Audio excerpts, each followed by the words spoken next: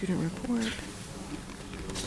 We can only get one from each district at the end of the day, so we can see that too. So what do you think the next member is going to come out of? Oh, okay, thank you. There. Student report.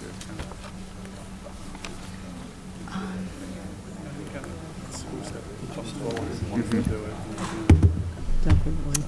That is really a thank you, Joe. It seems like. Is that what you think? Because some people say the opposite. Okay. I'd like to call to order the Wednesday, October 30th, 2019 Ossining School Board meeting. Would Dr. Brian Ohm please lead us in the Pledge of Allegiance? I pledge allegiance To the flag of the United States of America and to the republic for which it stands, one nation, under God, indivisible, with liberty and justice for all.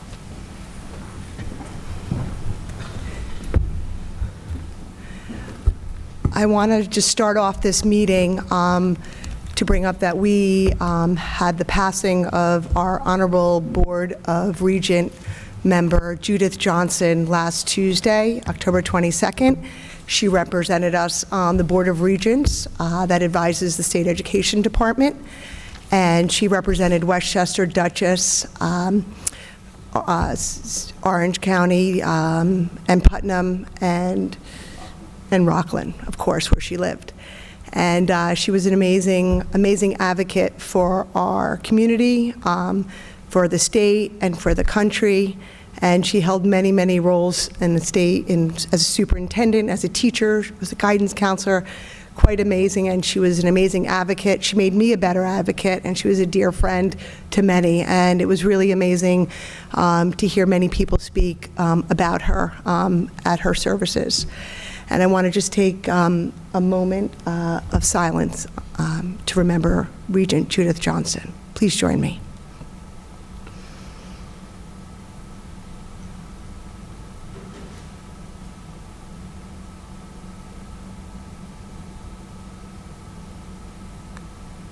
Thank you.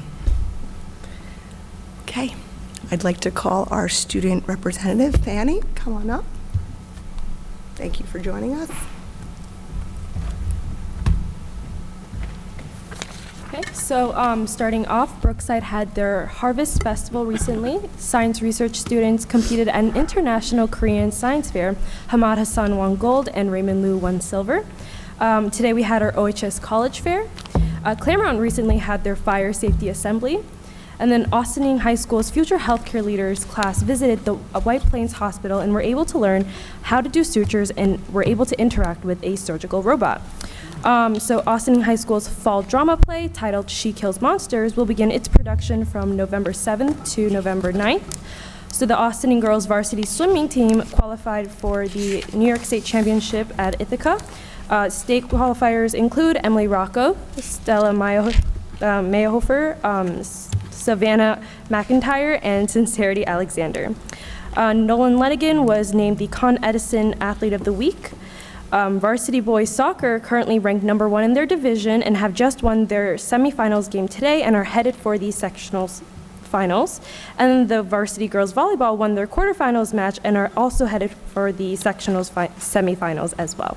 Thank you. Thank you, Fanny. And now Trustee Galiff will read our prouds. All right, so we have sessions continuing at our Saturday Explore and Learn. I think there's one more session this weekend. This is the 4th? Does that sound right? Okay, those are going very well. The Ossining MBK group visited the Apollo Theater to watch a performance of Between the World and Me by somebody's first name I can't pronounce, Coates? Tanisha Coates? The Ossining students participated in Stash the Trash Day. I think there were 100 or so volunteers, including our own Aaron Sprang, who I've never seen someone so excited about 100 bags of trash. More than that. More than that. It's incredibly successful, and then tons of art. It wasn't all of our students, but it was a lot of our students. It was 120 people overall, about 75 students. Right. The Family Resource Center is open and ready for learning at Park School.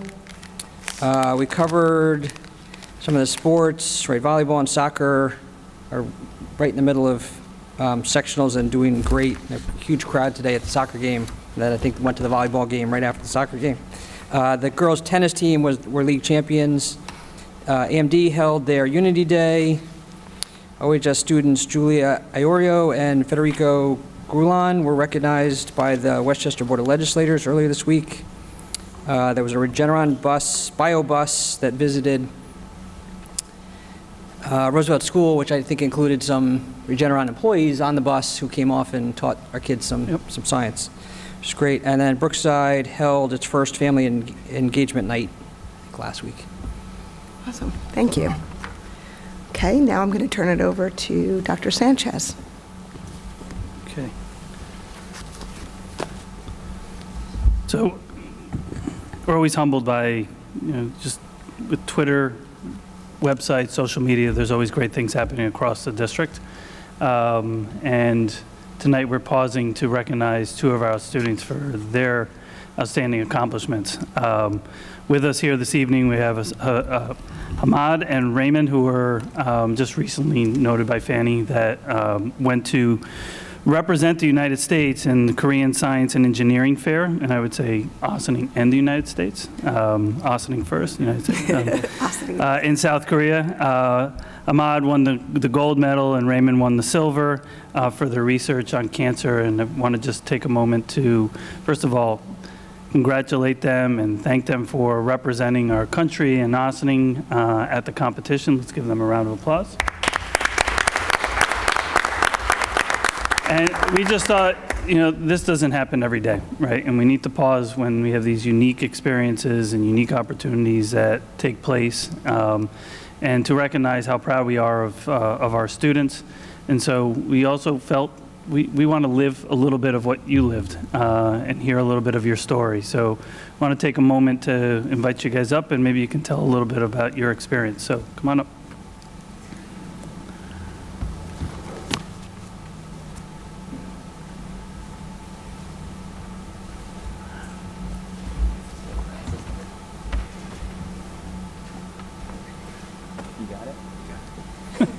All right, so This is the easier one of the. yeah, so, Yeah, this is- like you said last week, right? Yeah, we went to Daejeon, a city, one of the largest cities in Korea, to present our research at the international science competition, and there were around 80 projects, 65 projects from all around the world, and yeah, it was a great experience.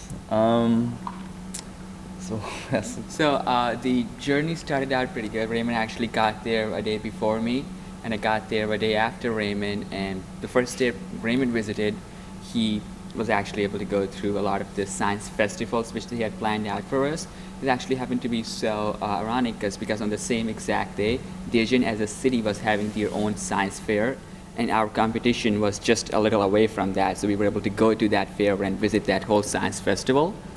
After that day, we presented our projects, our separate projects, for almost 2 days. On the first day, we had presentations for almost 5 hours. We were judged by numerous of the scientists in our respective fields, and closed our presentings on that day and went on to present the very next day for 3 more hours.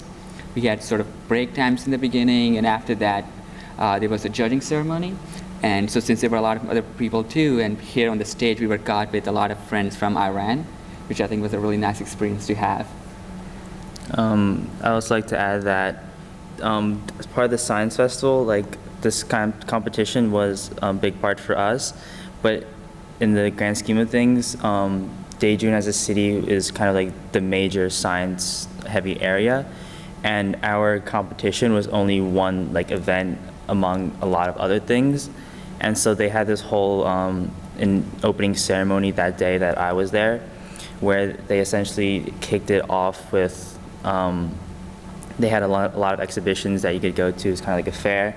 Then they also had like a serious looking opening ceremony. They had like talking robots and singing robots, and it was like kind of showing the innovations and everything. So that was really cool.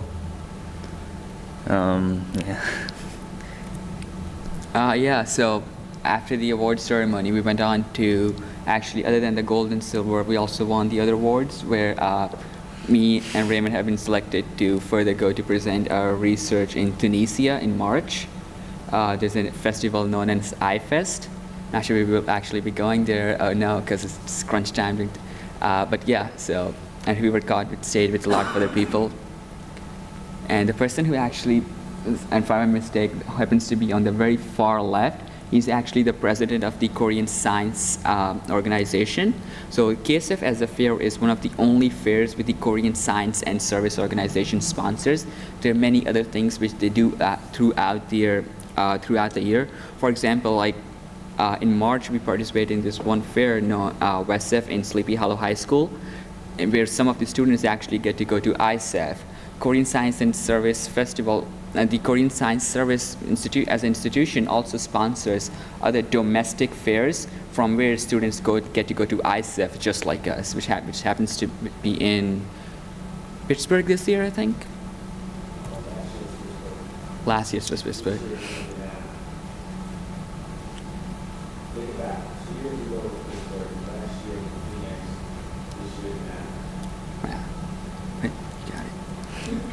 I got what? What else is there to say about it? I mean, after, so for the presenting took up the majority of 2 days. Other than that, it was more of like a cultural experience. We got to experience not only Daejeon, but they took us on a tour of Seoul as well, where we got to, which is the capital. So we got to visit one of like the historic palaces, and it was, I think it was like a symbol of like their sovereignty from the empire and like the national government who wanted to tear it down, but the people stood up against them. So it was a good like experience. Then yeah, we also visited very close to Palace. It was at one street, almost 3.2 miles of this one street, and it almost had no cars or any vehicles on that street. But the street on both sides was filled with numerous shops, and those shops had every cultural Korean thing which you could buy, and that was really cool to see. And I guess the other major thing relating back to the competition is that there weren't that many science projects, I don't think, but most projects were relating back to, they looked at their like their national or their regional environments, and they looked at solutions that were prevalent in their countries, and they looked at solutions defining these, which was something that was really interesting, as they weren't so heavily focused on science as normally people from the United States are. They were more focused on finding solutions to like challenges in everyday lives that were like more applicable, such as like water solutions and stuff like that. Right. Yeah. Most of their projects were fine-tuned to their respective countries, so how to fine-tune problems in Iran, for example. That was really cool to see, because through their project, we did not only get to experience their sort of life, but also sort of see what problems they face and what they are doing to solve their problems, and sort of then compare that to what problems we face and what are we doing to solve those problems, essentially. And Yeah, it was just they had this huge board with everyone who was participating in the fair, and they had everyone's names on it, and yeah, our names were there too. I thought that was a pretty cool picture. Yeah. Did you miss anything? Yeah. oh yeah, that's the chairman of the entire committee. Right. And we were both also judged by him because he's a Right. well-known scientist. Yeah, he had, I think throughout my science research career, we both have presented at numerous fairs, but presenting to him was a little tough, because he really understands the field of biology and how to judge a project, and some of the questions which he asked us were really thought-provoking, and I thought that was really nice presenting to him and really interacting with him. Yeah. And yeah, that's it. Yep.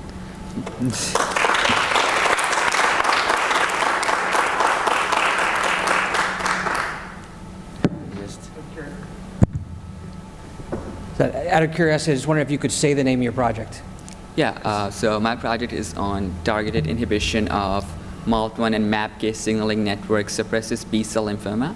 So just to put it into simple words, there's one gene known as MALT1, and it happens to be a very interesting gene because under common conditions, if we take off this gene's lymphoma cells, which is one of the most common cancers in the world, they die instantly. But the problem is that only happens for a short amount of time. After some time, lymphoma cells develop this resistance. So I was trying to find out that what could we do to possibly prevent that resistance. And I found that if we block that MALT1 gene with another protein known as ARC at the same time, resistance no longer happens, and that sort of combinatorial inhibition then synergistically blocks lymphoma growth. I'm sorry for making it competitive. And so my project took a little bit of different take on cancer research. So I looked at investigating the nuclear function of a protein known as gene 33 or MYC6, essentially to see how it regulates genomic instability.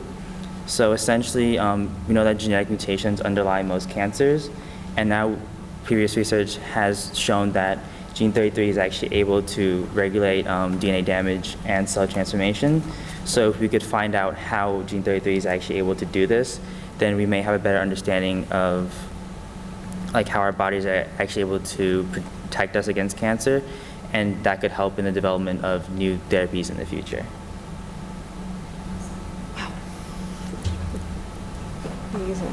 Thank you.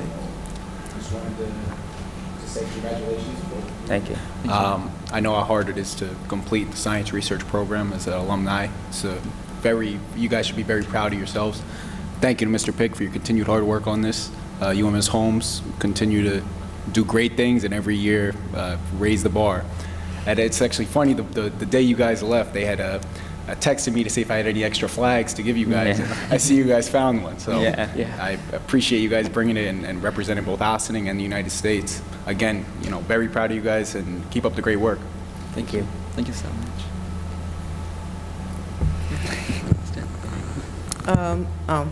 Just want to say congratulations to you all, and it's very impressive, to say the least, the research that you're doing.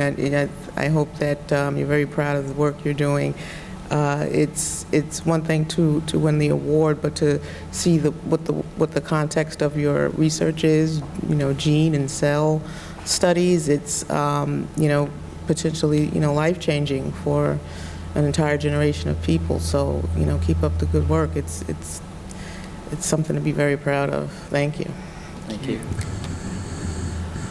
All right, don't go yet. I think people ask me all the time, I have 3 kids, and they say, oh, you must be so tired. And I always say, I will never be as tired in my life as I was when I was doing the International Science Fair circuit in high school.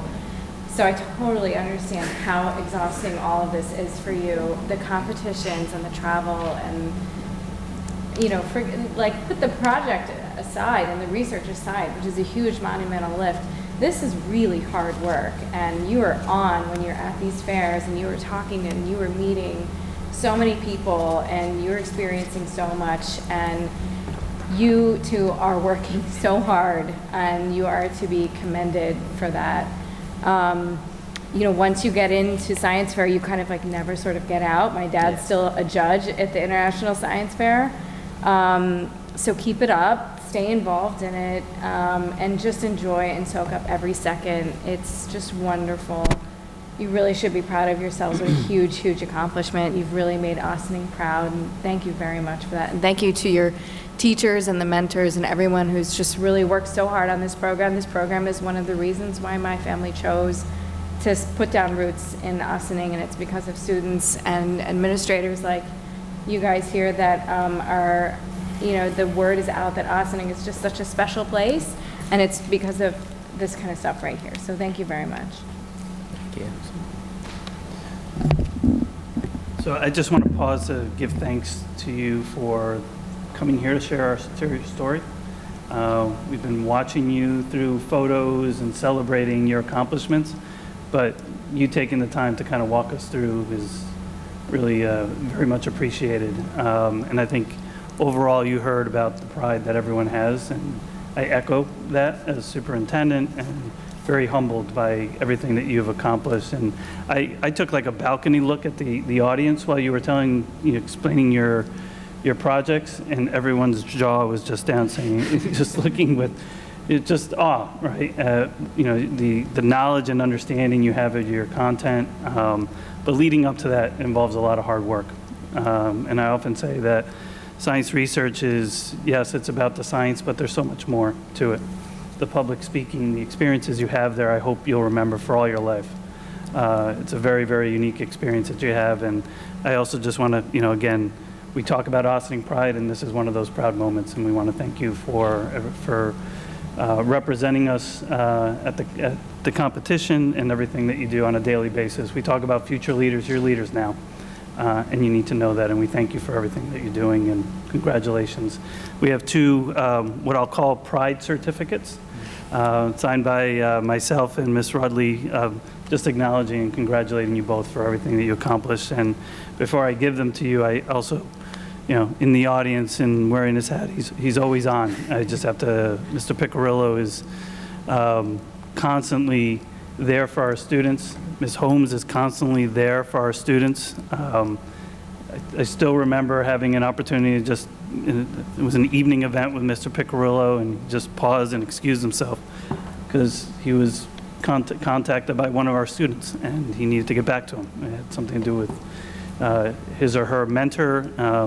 My point in that is that he's there for you, and I know Ms. Holmes is there for you too, and I think in addition to the talented students, it's talented staff that make this happen. So, and I'd be remiss also if I didn't, also recognize Mr. Hancock for his support of the program here at the building level. So just want to thank everyone in the Board of Education and our community. So congratulations.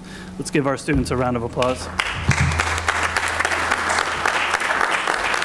Thank you so much.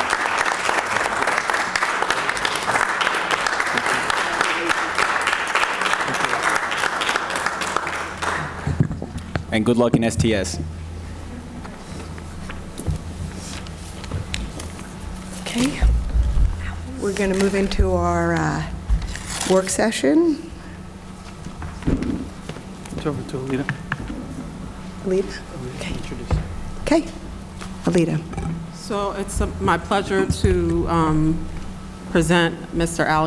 Alan Cassay. He's a partner at O'Connor Davies. He works with us as our accountant, and he's my primary contact on any accounting issue. He's been working for the district for many, many years, and we have a good working relationship, and he's very supportive of the district's needs. So without further ado, I'm going to have Mr. Cassay present the external audit for the 2018-19 school year. Thank you, Alita. Good evening. Just to give you before I begin, earlier in the month I met with the audit committee to go over the financial statements in detail. So tonight I'm going to give you an overview of what we discussed. Here's the schedule of what transpired during the 18-19 year. The preliminary field work was in June. That's basically where we test the controls, the payroll, cash receipts, cash disbursements. Then we had an audit committee meeting in June of 2019, and that's a required meeting. The actual field work took place the week of August 12th, and it lasted for the 5 days. As I mentioned, the post-audit committee meeting was in September of 19, and then the audit report is being given this evening. Contained within the financial statements and the audit report, you have a summary of communications, which is a management letter. It's a communication of internal control matters. We're going to go over the general fund, the schedule of revenues, expenditures, and changes in fund balance, both budget and actual. And then we'll look at the general fund balance sheet and then some closing comments. So contained within the summary of communications are auditors' responsibilities under auditing standards. One of them is that we're required to issue an opinion based on the results of our audit. And we did that. We issued an unmodified opinion, which is known as a clean opinion. It's the best opinion you could receive. We conducted the audit in accordance with auditing standards generally accepted in the United States, known as U.S. GAAP. We're required to obtain reasonable rather than absolute assurance that the financial statements are free of material misstatement, which we did. And there were no material errors, fraudulent financial reporting, or misappropriation of assets. And there were no instances, suspicions, or allegations of fraud. Okay, the internal accounting controls for the district, there were no material weaknesses noted. The accounting policies were deemed appropriate. Management's judgments and accounting estimates were adequate. There were no unresolved issues, and there were no disagreements with management. No unresolved difficulties encountered. There were no consultation by management by other accountants, and PKF O'Connor Davies is independent with respect to the district in accordance with the relevant professional standards. And as I mentioned, there were no irregularities or illegal acts. Okay, contained within the management letter, the letter of controls, there were five comments. The general fund is in excess of the allowable amount by the State Education Department, which is 4%. Your fund balance, the unassigned fund balance, is currently a little over 6%. The special aid fund, there were some issues in the project lane schedule. That's basically a schedule which shows all of the different programs within the special aid fund, the revenues and the expenditures, but it was eventually reconciled. The school lunch fund, you're allowed to have no more than 3 months worth of operating expenditures in the fund balance. At the end of the year, the school district had approximately $230,000 in excess of this amount. I think you have to submit a plan to the State Education Department as to how you can utilize those excess funds. The special purpose fund, there were inactive trusts. I believe there were about 24 of them, and they totaled about $27,000. Basically, this is money given to the district for a particular purpose. So all these comments are informational in the sense that it's to alert the board of what's going on, so you do know you have these 24 trusts with this money in it, and they could be given out. And the capital assets, basically what has to happen is during the audit, we make certain adjustments. Those adjustments are given to the appraiser, and then the district should basically take their opening numbers at the beginning of the next year, time into the ending numbers before they begin. There were some adjustments that weren't posted at that time, but it was reconciled. Okay, this is the general fund schedule of revenues, expenditures, changes in fund balance. You have your budget left to right, the original budget, the final budget, and the actual, and then the variance with the final budget, both positive and negative. In this particular case, they're all positive variances. So the revenues were originally budgeted at $125 million. The final budget was increased slightly to $125,110,000, and the actual came in at $127,100,000. Most of that $1.9 million positive variance had to do with interest, which was about $900,000. State aid, the positive variance was $270,000, and there was another $250,000 in miscellaneous revenues.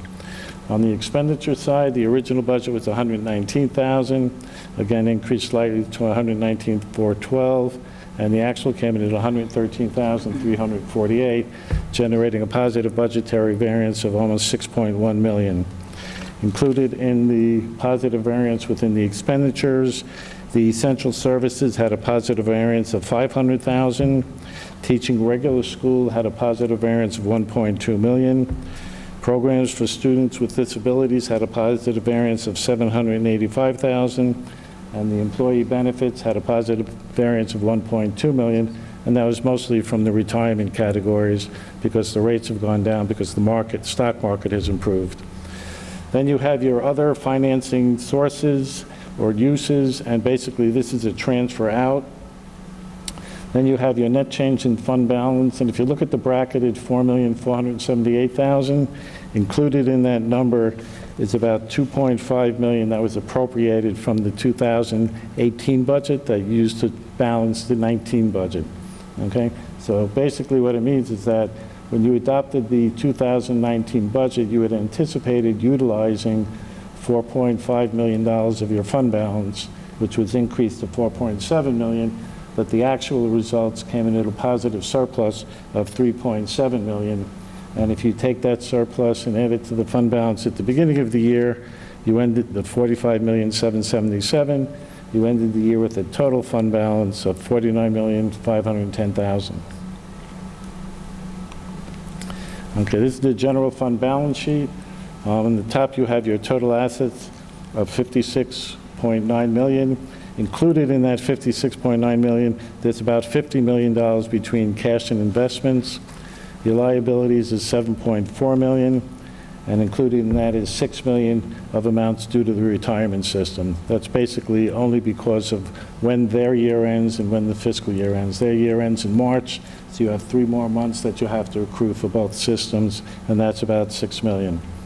Then you have your fund balance, which is a total of 49,510,000, which we discussed.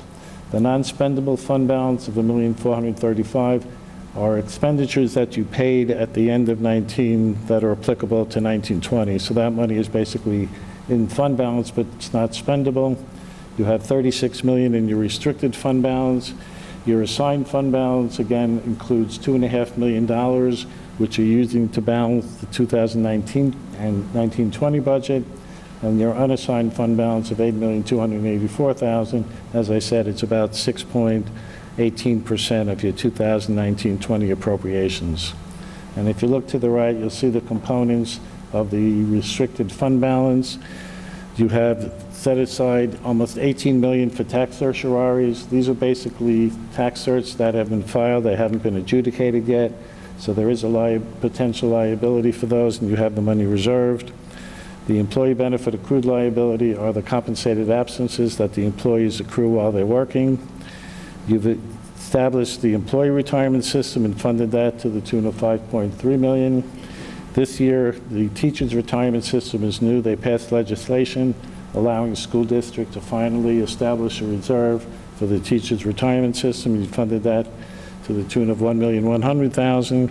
You have $1 million in unemployment reserve, liability claims of $157,000, and you've also established a reserve for future capital projects. What that means, you have 9.1 million. What that means is when you have a project that comes, that you have to do, so to speak, instead of borrowing and bonding, you could utilize these monies.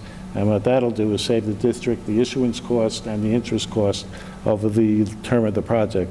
So it's a very smart thing to do, that you have the money, you should put it away and utilize it when the time comes.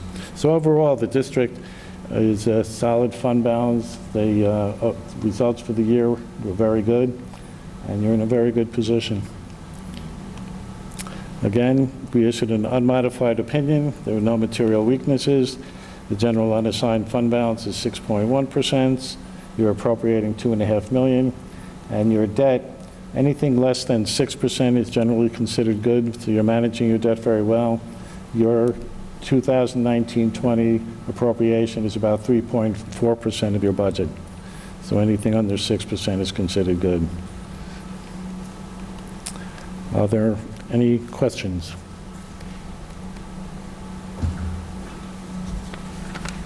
Okay. Very good. Thank you.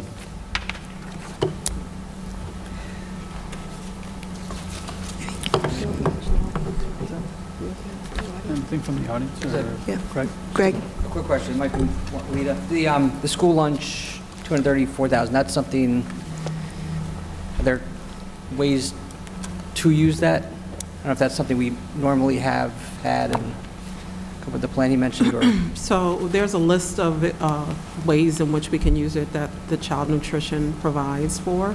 One thing that we're not supposed to use it for is for capital projects, anything that enhances the buildings.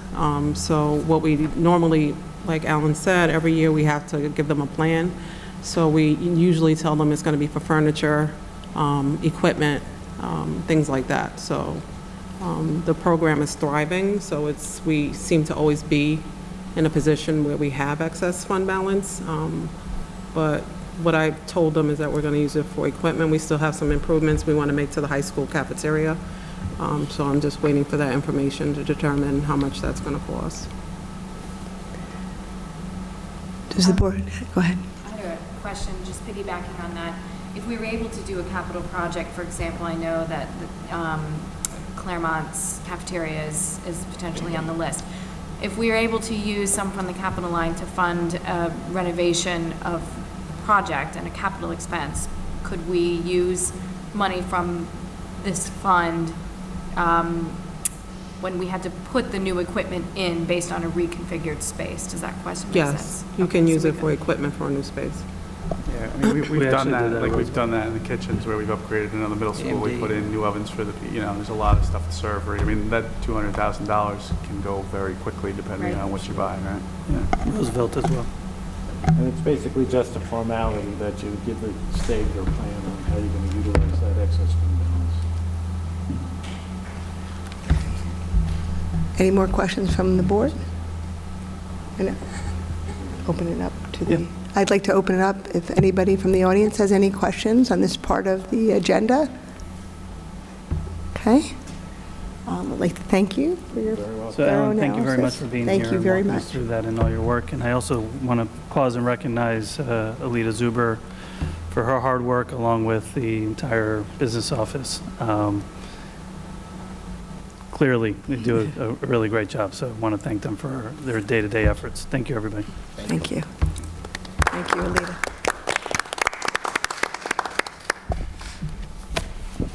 Okay. Next up, we'll have, Okay, so I'll do a quick introduction. During the beginning of the year, we met with the Board of Education. We talked that periodically we would have conversations here at the board table as it relates to overall goals that we have and the progress we're making towards our goals.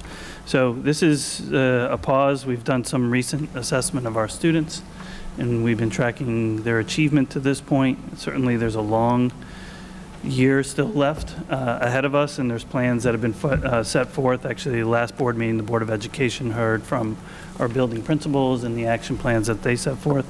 That being said, there are glows and grows in here. There are areas where we're doing well and we're seeing some improvements, and areas that we still need to grow and improve on still moving forward. So I want to thank Carrie Ann. The elementary principals have done a lot of the work in terms of analysis. Dr. Alm, Tim Schulten's been very helpful in doing this analysis as well, so I want to thank everyone that was involved to this point, and in advance, thank Carrie Ann for walking us through some of the data. So good evening, everyone, and thank you for giving me this opportunity to give an elementary update and to tell you about our kids and how they are doing as we dive actually very deeply into our fall benchmarking. So tonight, I would like to address about 6 topics. I'm going to be sharing some information about our attendance data, our behavior data, our achievement data, our volume, access, and choice goal for our elementary system. I'm calling the next topic for discussion called Digging Deep. We did some targeted data work this year, and I'm happy to talk about what that means to our system. And we'll end our discussion tonight talking about actionable steps, because remember, while there will be a lot of glows, there will be a lot of grows, and I've said this many, many times, that data always is a force for improvement. So it's important to just piggyback on what Dr. Sanchez said, that this year we expanded our learning and our analysis work to many more staff members. Our data meetings in years past were district-wide, and we would all come together and have these little mini updates, and then we moved into building-level data meetings, and we had these small groups of people talking to us, and we would go through the data and come up in small groups with an analysis and some steps. But this year, we really opened it up to a lot of other people, and so in each building, the data team included people like not only the administrators, but APs. We had our reading teachers, we had our coaches, we had a school psychologists. In some cases, we had social workers, ENL teachers, and so we really put together a wide stakeholder group to help us take a dive into all the data, which in all the years I've been here is probably some of the most robust data that we have looked at collectively as educators in the Austin School District. And when we got together in each of our buildings, we grappled with 6 really essential questions, and I think they're important to call out.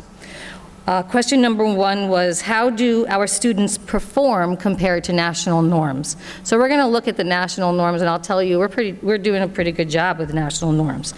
Are there groups of students who outperform or underperform others? And you will see that there's some definite truth in some of our subgroups outperforming and some of our subgroups of kids underperforming. Are students making improvements from year to year? Are students making improvement from fall to spring? And what additional information would help us in this work? So in our meetings, we were like, okay, do we have enough data on things? Do we have enough data? What else should we be looking at? And I'll say right up front that it's important to recognize that we have just launched an analysis of our students with disabilities, because they are included in all of our data tonight, but we're going to be taking a keener dive into our students who are receiving special education services, and we'll probably have even more of an update on that subgroup. So when we sit and we talk, we say, what else, what else, what else? And so the biggest question I think that we took on in our groups is this question of, so okay, with all this data, what does this mean in terms of shifting our practice? Everything is about shifting practice and improving our work and outcomes for kids. So I'm going to start tonight with attendance data. You all received your big book it was delivered to you, right? There's so much data in there, and my job tonight is to take all that data and try to highlight what it all means. And so we begin with attendance, and what you see here is just a sampling of all the different lenses we look through to analyze student attendance. So for the purpose of this evening, I'm just going to highlight a few of the data points. But know, I hope that you did already take a deeper dive, but know that obviously there's plenty to look in. In each building, we looked at chronic absences per year, total absences per month, September absences, absences by grades, absences by race, absences by poverty, and the effects of chronic absences on achievement. And so there's a lot of data in that data book about all of those data points. I'm just going to pause for a second and highlight 2 of those data points that are really worthy of celebrating. Everyone knows we've been on a mission with attendance, and so this slide shows our district chronic attendance for our elementary system, and you can see that there is a decline in chronic absences in our system, and that is really something that we should feel very good about, because there's very intentional work going on around attendance. And we had to sneak in the secondary look as well. So if you look at AMD and the high school, you'll see that it's not only our elementary system that is improving around attendance, but it's really the entire district that's improving. We always say this, if we have our kids in school every day, then that's the simple formula for success and achievement.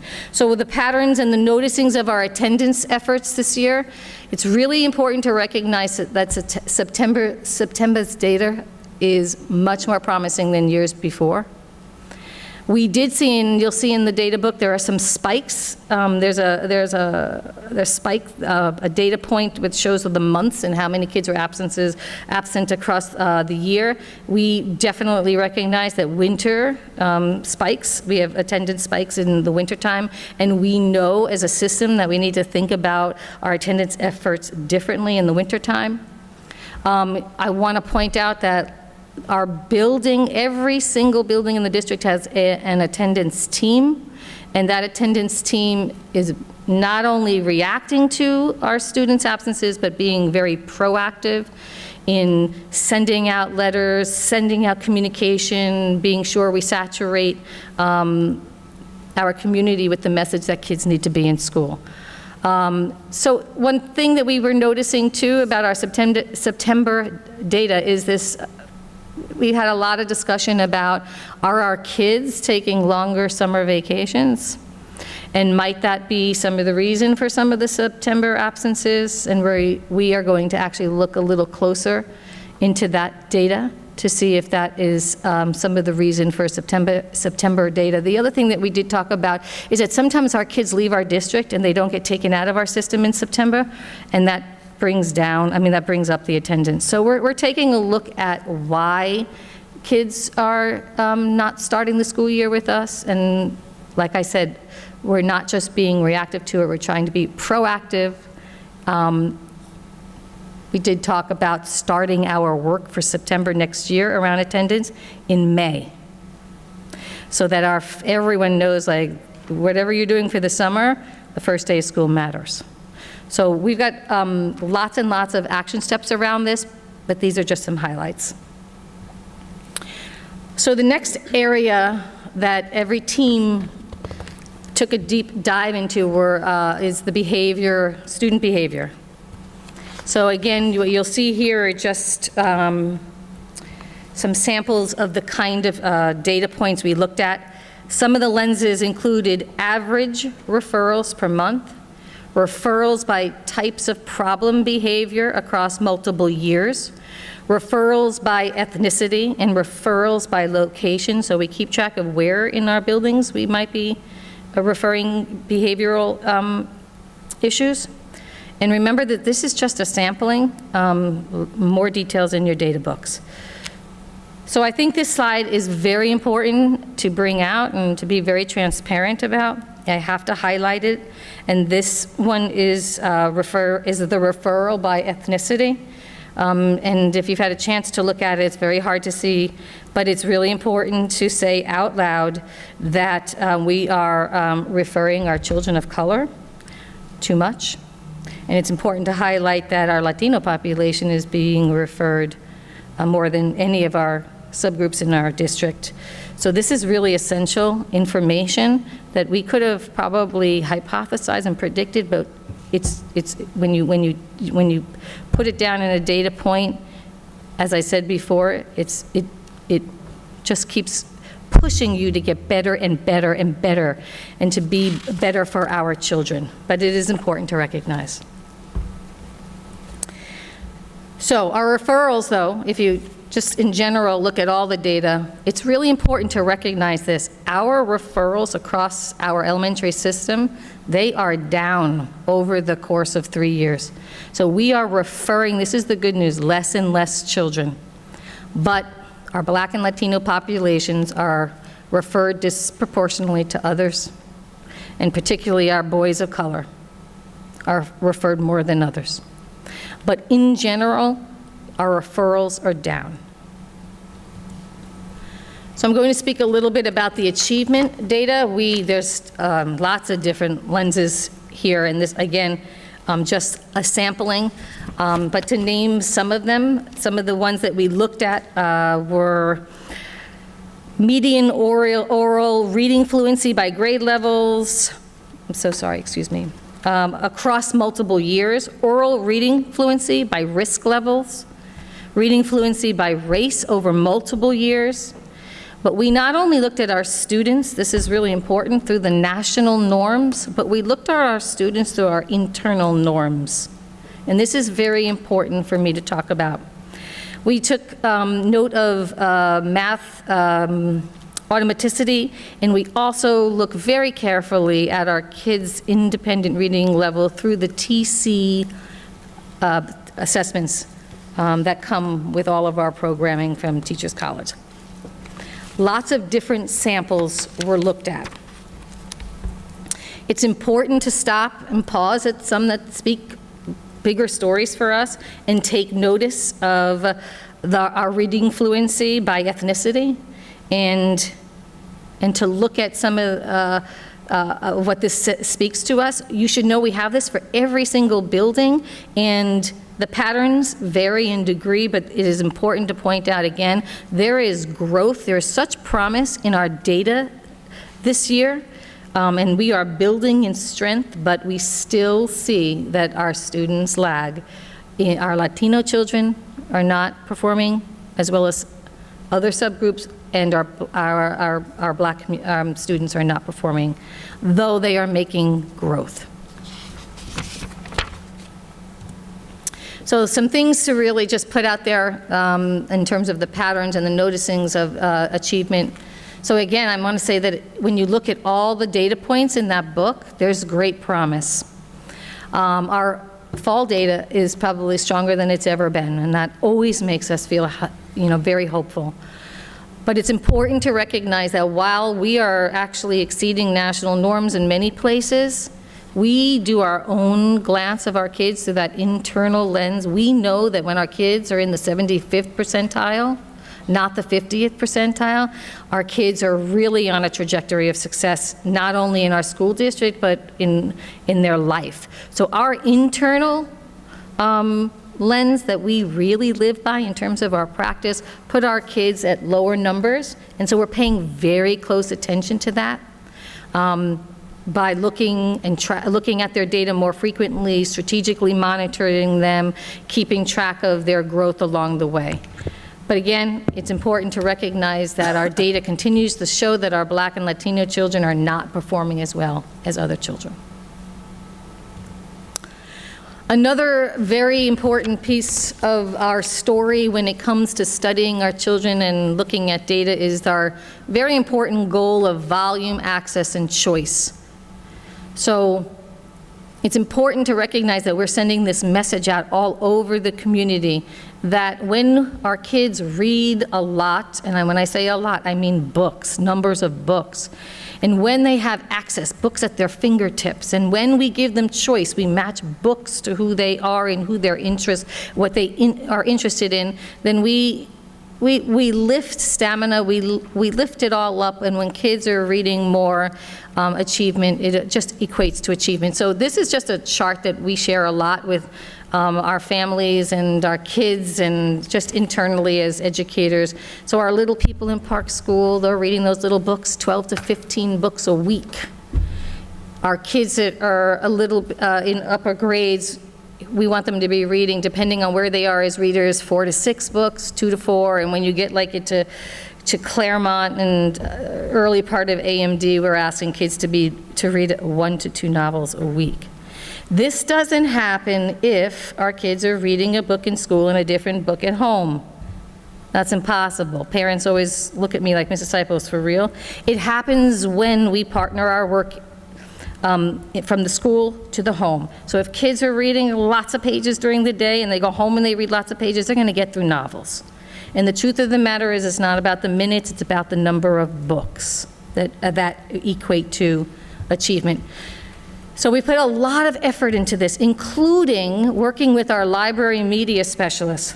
They are, I'll just say that they're doing a great job, and it's important to celebrate what is going on in terms of circulation. Last year, we have a whole spring, several months of data showing improvement in circulation, but this is just another fine example of what's going on just in September. So sometimes, people say the libraries aren't open, kids are not getting there early on in the school year. We open them up day one, and you can see the change in circulation data really supporting our goal. So patterns in noticing, so I think it's been noticed that we're flooding our community. We're saturating the community with literature. Kids are being handed a book everywhere they go. We are moving toward, we're not there yet, changing the way we use reading logs in schools. Instead of tracking the minutes our kids are reading, we're moving toward tracking the number of books. It's important to recognize that every single building in the elementary system has set this as a goal. There's a whole buzz around it. Kids are keeping track. There's bulletin boards everywhere. Our message is just read. Circulation, as we said, is higher than ever. In our libraries in each of our buildings, there are thousands and thousands of new books. We've committed to really purchasing books to meet this goal, and every time we purchase books, we do it with that lens of diversity. We want our children to see themselves in the texts that they get to select from every day in our schools.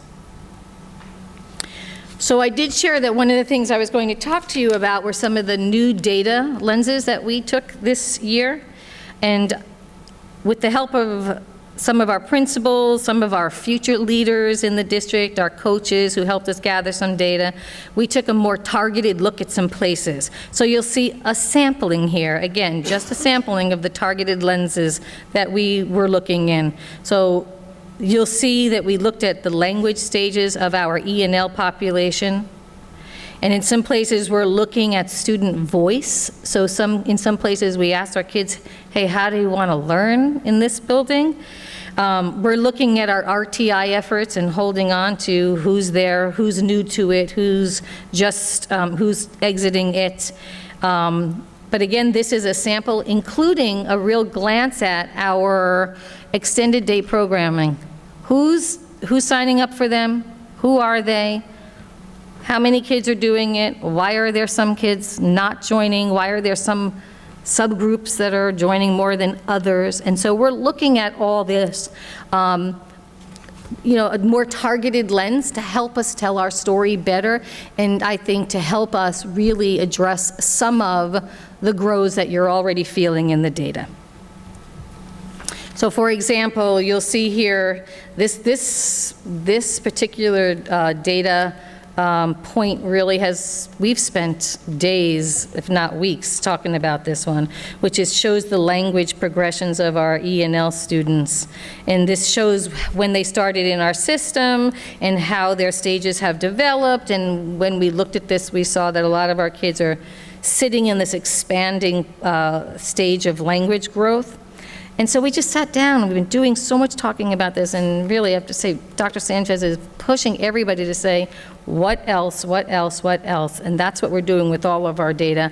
And so we're coming up with other actions that we might not have if we hadn't taken a deeper dive into some of our subgroups. So we're looking at subgroups and thinking much more seriously about what else, like we can't keep doing things the same way, we have to do things differently because all of our children need to be successful. So some patterns and noticing, so obviously I've said this, we have subgroups that need us to think more innovatively about our practices to ensure better growth. We have to say out loud that our E&L students are underrepresented in our extended programming. Seems kind of surprising to us when we first discovered that, but that's the truth.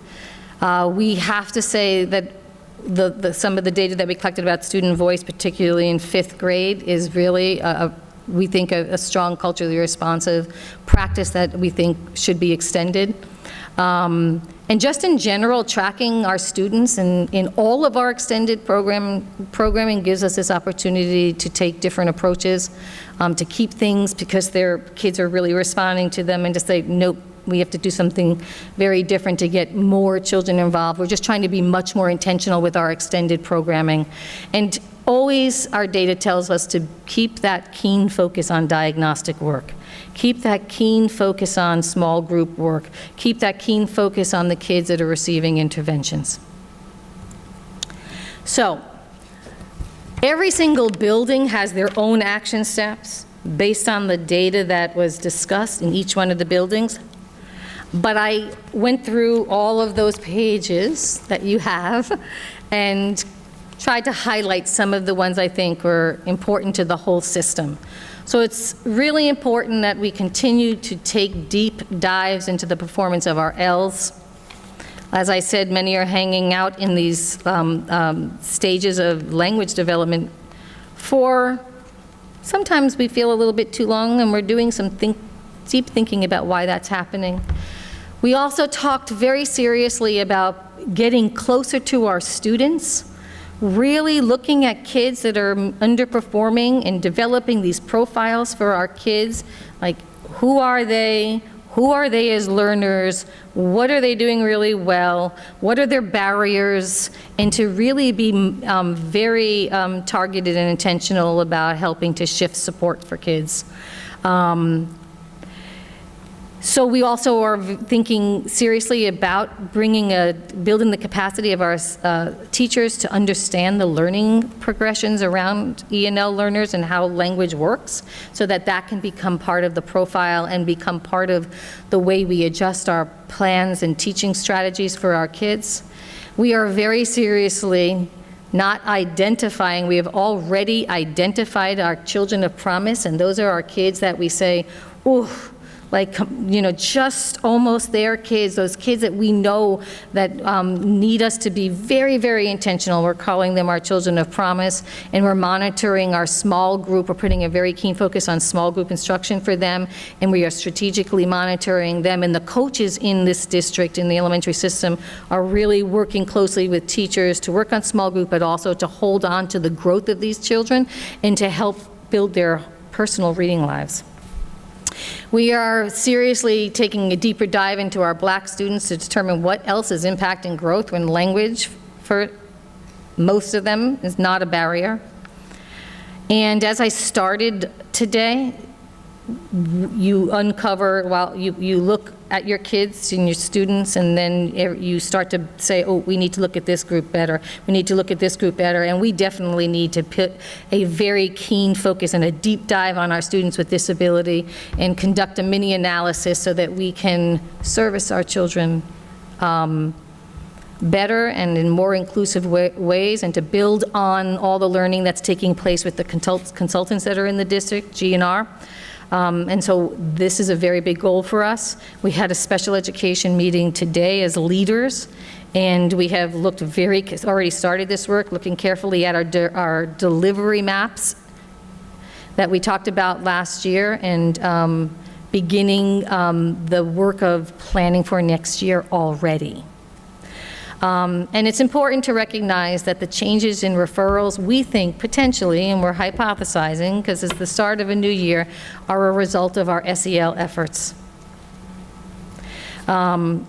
We definitely believe that they are down, but it is super important to say out loud again that even though our referrals are down, our students of color, particularly our males, need us to do other things, to be in deeper relationships with them, to understand them, to get closer to who they are, and to respond to them in every way that we can to be sure that they are performing up to their potential.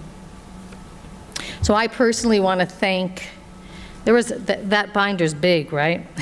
So I want to thank personally all the principals who had a lot to do with putting that together.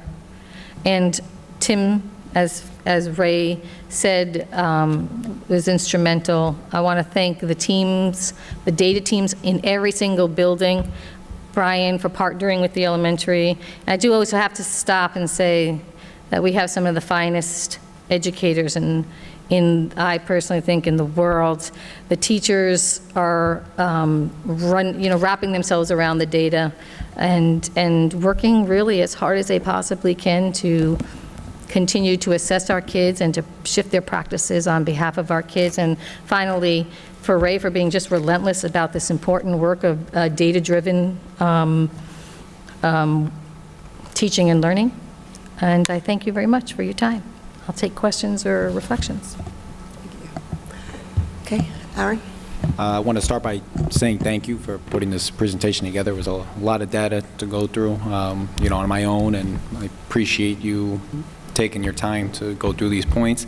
Glad to see that attendance or absences are down and attendance is up. I did have a few questions, though. When it comes to reading, how does the elementary schools determine that the kids are actually comprehending what they're reading? Are there book reports? Are there logs that they're filling out to actually, determine they're not just going through and not taking something out of the book? That's very multidimensional. Comprehension is built in lots of different components of balanced literacy. So we build it through read alouds, we build it through shared reading, close reading, and our children are reading independently, and we are what the most powerful way to monitor comprehension is through individual conferencing, and that's when a teacher sidles up right next to a person and says, let's talk about your book, and we do these things called running records where we listen to them read and we ask them some questions, and from that we determine comprehension skills. All of our units, however, 3 through 5, have pre-reading tests in them and post-reading tests, so there's more formal summative assessments in the TC units, not so much in the younger grades because it's our personal one-to-one work with kids that tell us whether they're comprehending or not. Is there anything like in place where a few kids read the same book and then they take some time to talk about it? Tons of book clubs. Book clubs start really early in our units of study. You'll we have this theory that, not theory, but when we purchase books, we always purchase multiple book copies of books on purpose so that kids will even organically just pick the same book to read, and so they start talking about it. Remember, I appreciate the question that it's really actually the reconstruction of knowledge through conversation that actually helps you comprehend what you are reading. So book clubs start really at Brookside School, and they go straight on up. They're all over the place in Claremont and Roosevelt, and lots of them going on in the middle school. Thank you. And then one more question. I think you answered it already, but I just wanted some clarification as to how we're determining like what books are given out or ordered. Like, are we purchasing books in Spanish, a certain percentage? Are there a certain percentage from authors of communities of color? How are we determining who's represented and how those books are then distributed? Well, we look at our population, right? And so we want a lot of books that represent, that look like our community, right? But how are we determining it? Mostly I have our librarians doing it with diversity. That's their number. I mean, and then I run by every single one of their titles.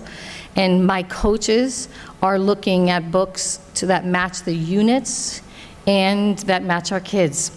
So we have found lots of different companies that sell diverse texts that we are latching onto, including a woman that we met down in New York City at Teachers College who lives out in California that has a ton of very diverse books that really match our community, and some Spanish books. So everywhere we can find a vendor or people that are doing this work around diverse texts and being sure that we are being culturally responsive with the books that we have in our schools, we reach out to them. We're using multiple vendors.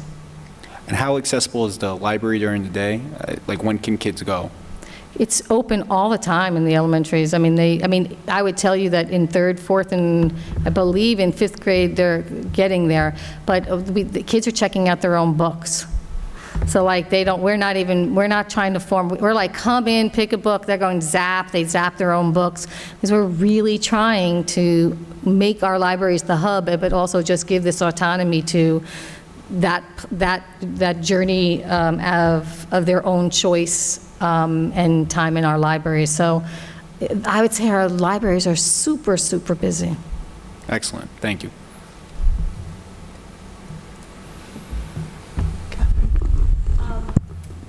I was wondering, in terms of the referrals and some of the other data in general, I didn't see it in here, but do we have that data categorized by poverty as well?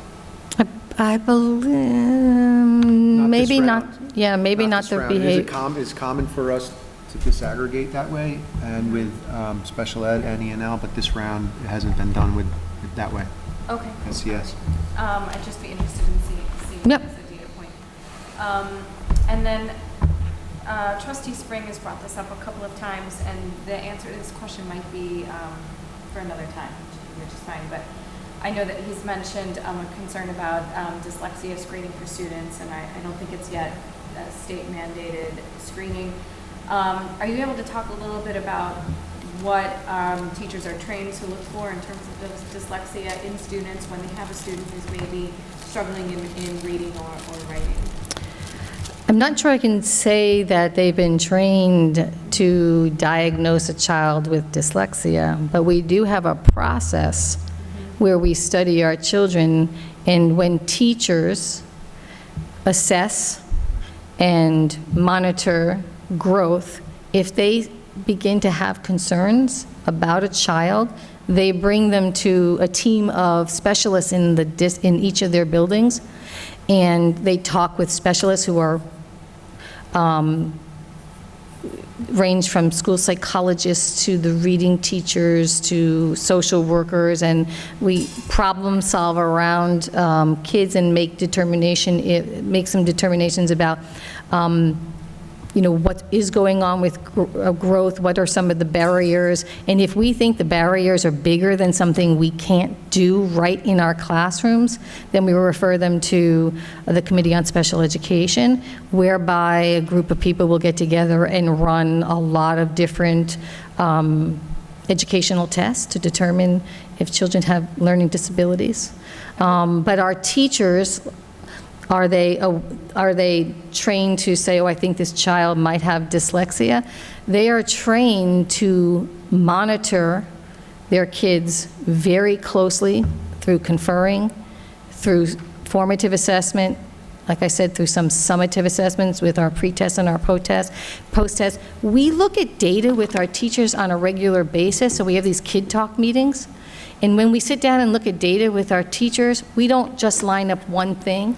We line up multiple assessments, from our conferring notes to our running records, depending on what grade level it is. And as a team of people, we start to make have those discussions, and if there's a concern, because if we feel like that barrier is not something that we can handle, then we bring in people that are skilled to do that with us. Okay. But I do understand what's out there about dyslexia. I mean, I think yesterday Teachers College held a big workshop on it, and we will get on board for sure to stay on top of it. Okay. And then I just wanted to thank you. This is a massive amount of data, and everyone has spent a very long time on it, and it's a lot for everyone to get through, so I do appreciate all the effort that has gone into this booklet, especially so early in the school year. So thank you very much for the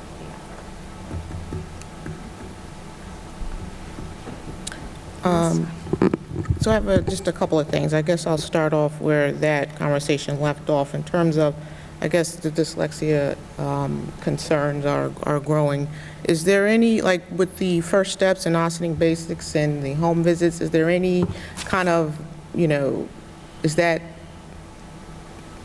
you discover how you can possibly introduce sort of looking out for those implications, or telling the parents how they can start, I guess, utilizing those type of resources to kind of get ahead of the curve when it comes to that? I can't really say that like we go there and say these are the big milestones to pay attention to, but I do know that First Steps is a very safe place for our families to bring questions and wonderings about their own kids and their growth. We bring our parents all kinds of information about how to support their children, and I just think there are people wrapping their arms around early intervention in this community. That is, children are being supported through the early intervention work that's being run by our school district. So we have people at Park School that are not just servicing or assessing kids from Park School, but they're going out into the community and assessing the community. But to say that we're going out and saying, hey, keep an eye out on this, it could be a sign of dyslexia, I don't think we're being intentional about that in that sense. So, I mean, no, I would say we're not doing that. Ray, you wanted to say something? No, about just that? saying, in a simple way, we don't have a screening tool. We don't screen for it when we, I think Carrie Ann's point is really important, in that we do spend a lot of time sitting with children and diagnostically looking at what the needs are, and eventually does lead to, potentially, identifying a child, but there's no screening tools. I know there's discussions taking place statewide, and there's a lot of sort of further discussions around that taking place, even conferences that took place as early as this week. But we're aware of it. We understand it. You've been, I would say, ahead of the curve too, in terms of bringing it up to us as well as something to really look at carefully. we just want to make sure whatever that tool is, if there is an implementation of a tool, that it's done thoughtfully and that it fits in within the structure of our work as well. Absolutely. Melissa, do you mind if I just comment? Sure. Thank you. Can we just maybe discuss at some point in the future, again, having a committee for advocacy efforts toward universal screening for dyslexia? Again, I know a few parents who would be happy to serve on this volunteer, and I'd be happy to be on said committee. I think, when it's something that affects 20% of students nationwide and perhaps 20% of students in Ossining, I think it'd just be a prompt and proactive thing to do.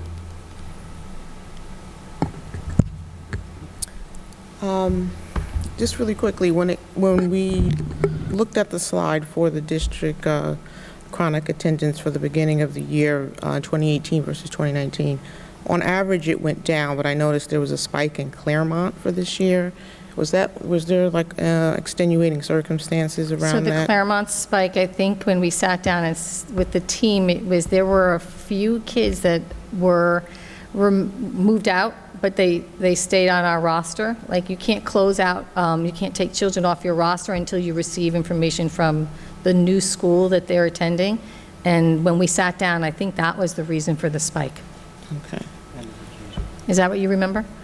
Yeah, and the extended vacation. Yeah. Both and we of those keep factors. Yep. I would just say generally that our September attendance data is probably not totally clean for that very reason, that you'll see a pattern.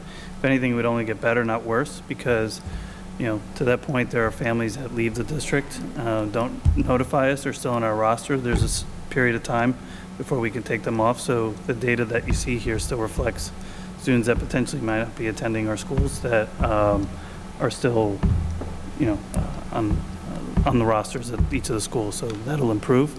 And I just want to note, one of the things universally as we start to sit with principals that we heard in terms of why students are out is it was a nuance, and a really something we need to talk more about is extended vacations that families have taken, meaning that school started but they went on for a longer vacation.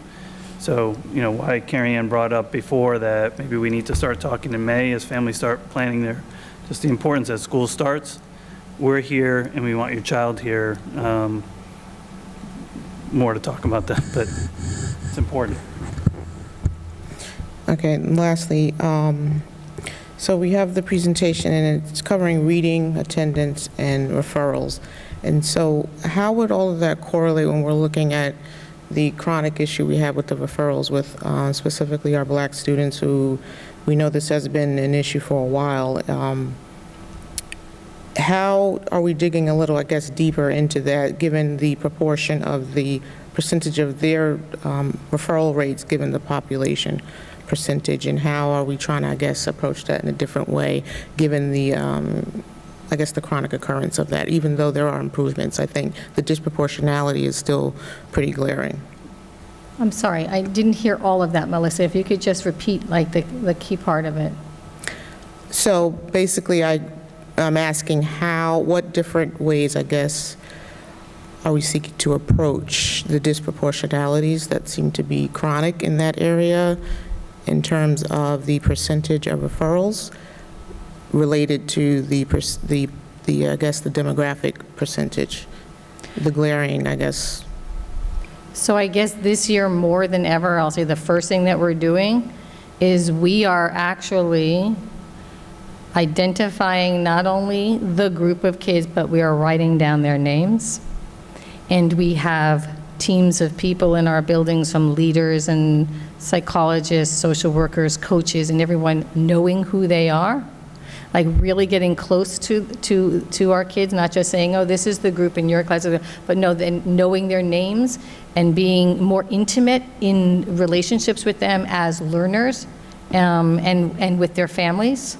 I would say that's like really our number one job, is to go much more intimately into the work around relationships with our kids and what they actually need, and to figure out what it is, like I said, the barrier is, and design differently. We just had a whole, I'll just say this, our new movement is in what does it mean to run small groups in our schools, and I just sat with a bunch of educators just yesterday saying, okay, we need to identify what it is our kids need, and whatever they need, you need to design a small group for it. So I would say we're putting a very serious emphasis on intimacy, knowing our kids, their profiles very well. We have coaches keeping track of growth more than we have in the past, and we're just very serious this year about very intentional small group instruction. So I'll just add, this data has not changed so much, right? We've seen a pattern, right? So, and I just want to pause to say, coming out with data puts us in a vulnerable spot, right? Sometimes we want to engage this conversation with our community, with our Board of Education. And this isn't an Austining solo, this is national, we're seeing these patterns. With that being said, I think all the things that Carrie Ann noted is really important. Other parts of it is obviously we've embarked and tried to expand our MBK efforts. We're targeting and working with our young men of color. We're looking really carefully at, culturally responsive teaching and practices that are taking place in our classrooms to make sure our students are truly engaged in learning. We're looking really carefully to see if these same young men are part of the extracurricular activities to engage them in different ways than we have in the past, and certainly having one-on-one conversations about them with staff, and looking really carefully at, are we seeing the same pattern with some of these students that we're talking about, right? Meaning, are we seeing a pattern from second grade to third grade to fourth grade? And that speaks to a system, right? That's not just an individual classroom, that speaks to a system. And so we're having and engaging those conversations. I wouldn't say we haven't done it in the past, but we're delving even deeper now than we have in the past. So let's just add a little bit more to what Carrie Ann said.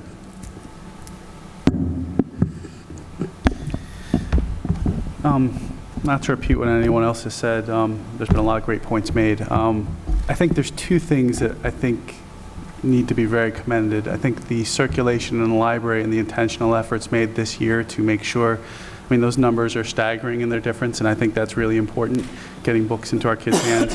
And I know that there's been really intentional efforts to expand classroom libraries at the elementary, middle school in particular, to not only add books, but to add books that represent our student body. And so I think there's been a lot of work from going, like you'd mentioned, to people outside the district and in.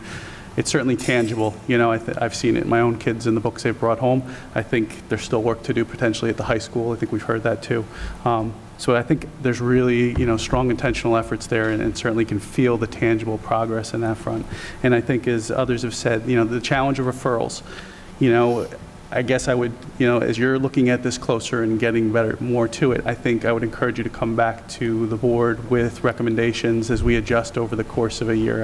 I just saw in the paper the other day, a neighboring district is doing kind of something very different with their athletics program and how they're basically working students to work through stress in difficult situations. And so I think referrals aren't exactly the same thing, but there's a lot of stress in learning how to manage that. And so I would encourage, as we're looking at these, to be really responsive and come back to us where maybe there's additional resources needed to address it. But I certainly appreciate the depth, I appreciate the honesty of the presentation, and look forward to more information as the year goes on.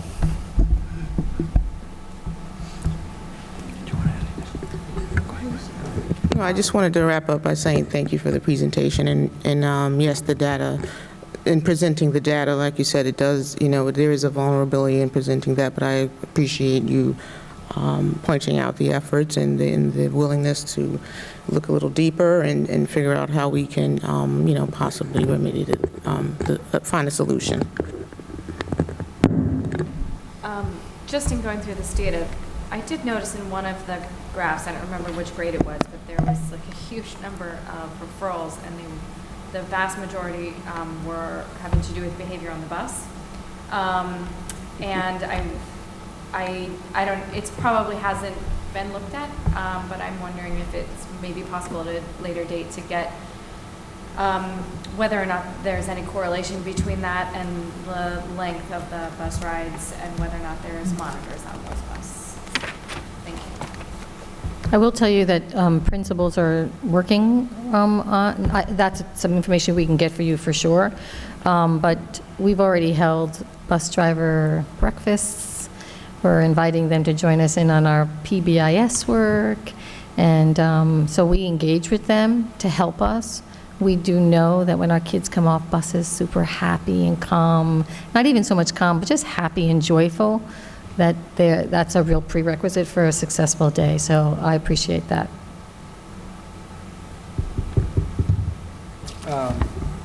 I guess I'd echo the thanks for the work. I've said a couple times over the years, when we have these conversations, I still view in my mind a spreadsheet with 5,000 lines, one for each kid, and ultimately we want to figure out what do we need to do for each kid. And this is, I think, as close as I've ever seen us get, and you may actually have that. We 5,000. We have lists in a way of that I've never seen us kids get for to. all of this. You can, Yeah, yep. because it really, I mean, I'm not like, you back into the word subgroup because resource-wise, it's hard to think about each 5,000 individually, but ultimately, at the end of the day, you want to know that every kid is different, has certain needs, and all that stuff. So this is great to get a sense that we're as close, if not there, that we've ever been. And I'm an amateur and all this stuff, so I can look at it and I can ask questions, but you are more skilled, so I won't. As I do think there is just a thought that you had I think you mentioned how you asked kids how they want to learn.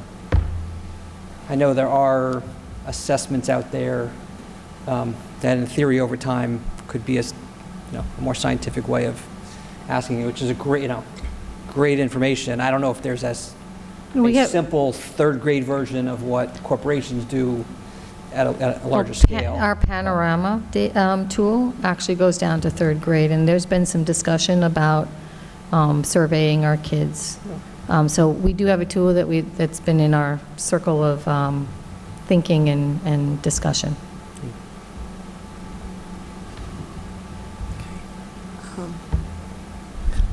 So, Carrie Ann, I also want to echo thanking you and the team for, this is an enormous amount of data. And we still know that, what's required of our students based on what's mandated and required, and how we have not enough recess. And those are things that we really need to continue to look at and to figure out, because we know when students are getting nurtured through the day that they'll be able to be motivated on many different levels. I think that's, I'll leave it there for now, and I'd like to open it up to the audience. Please state your name and your address. Welcome. Good evening. LaTanya Russell Humes. I have one child in the district. I have to remember it's just one now. I'd like to also thank you for highlighting the data that you just presented. And it is challenging or sometimes a bit scary, right, to have these difficult conversations in the open. So I commend you for being transparent. I have worked with a number of districts throughout this county, and that has always been a challenge. So that's something that I'm very proud of as a resident of Ossining. But the one question that sort of came to me as you were discussing some of the data, there were 2 points. You talked about, I think someone asked, so what are we doing to intervene with those kids where we're seeing those referrals? And I think it is important that we get an understanding of who those kids are and what their needs may be. But I do want to caution that we don't want to track kids. Mm-hmm. It becomes very easy for kids to gain reputations from one building to the next. And that's, as a mother of 2 black children, that is a very big concern of mine. We know that if one teacher has had a difficult year with the child, it becomes really easy to sort of talk about the kid in the teacher's lounge. I'm the daughter and a sibling of educators, so I know from what I speak. My other question was, while we're tracking the kids, are we tracking who the teachers are that are making the referrals? I think it's worth noting if there's a preponderance of referrals coming from a handful of teachers, perhaps that's a training issue for those teachers much more so than it is a behavior management issue for kids. I appreciate it, and I do really appreciate your opening comments about our kids. And with all my heart, believe that our kids are deserving of all new starts, and that I recognize in every behavior that we might recognize in a moment as being challenging, that our kids are on a journey of just growing into being humans and adults.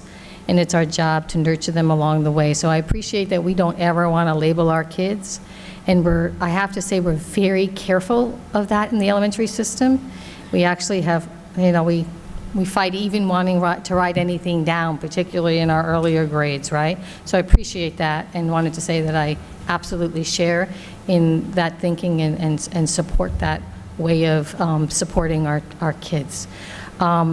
So in terms of teachers, we look at our teachers' data every single year, not only one time a year, but multiple times a year. And our teachers get their data, actually, in private ways. We don't go public and say, here's all of our teachers, and we don't put it up on a screen. But we do put up our data, our building data, in front of our teachers with no names on it.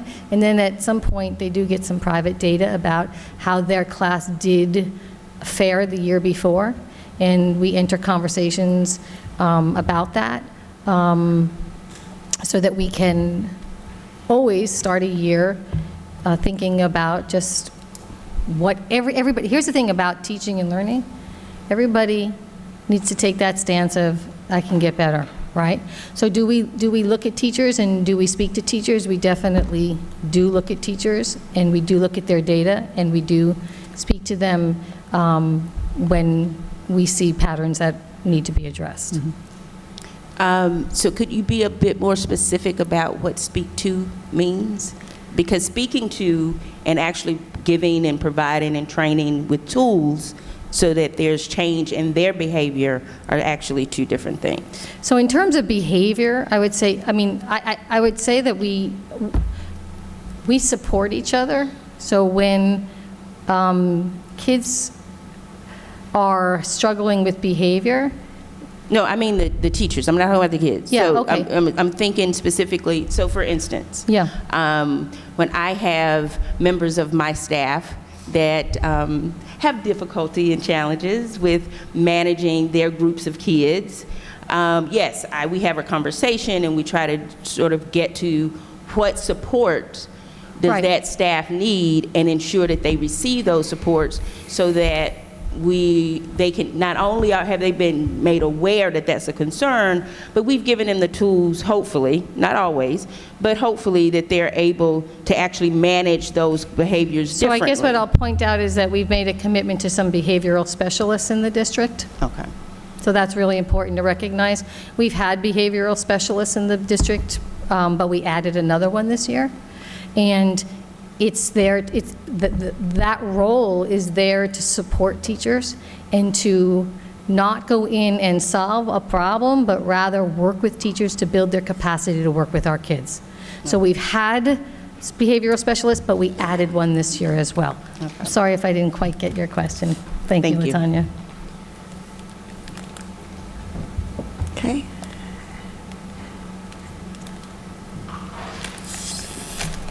Welcome. Myrna Forney. I have 2 kids in the district. I had 4 kids in the district, but 2 of them are gone, yay. First of all, I want to thank you for the information and for your report. I thought it was wonderful and very informative.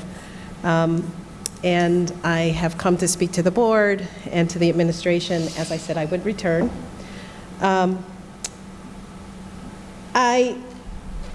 This topic is the information that was provided really was informative. And I can say, I want to start first by when you talked about tracking the kids as a parent of a child of color, my heart just started beating really fast. So I mean, And I don't want an explanation, I just want to explain why. So I just want to be able to define what I meant by tracking. I don't think it's what you, So if it means, jargon that you look at my child who's struggling and look to see in any way on an ongoing basis those behaviors, I don't care what that means that that black child is being targeted. And when I say targeted, this is what I mean. And I go back to when my kids were in elementary school, and I tell this story all the time as a parent who was fortunate enough to go into the classroom.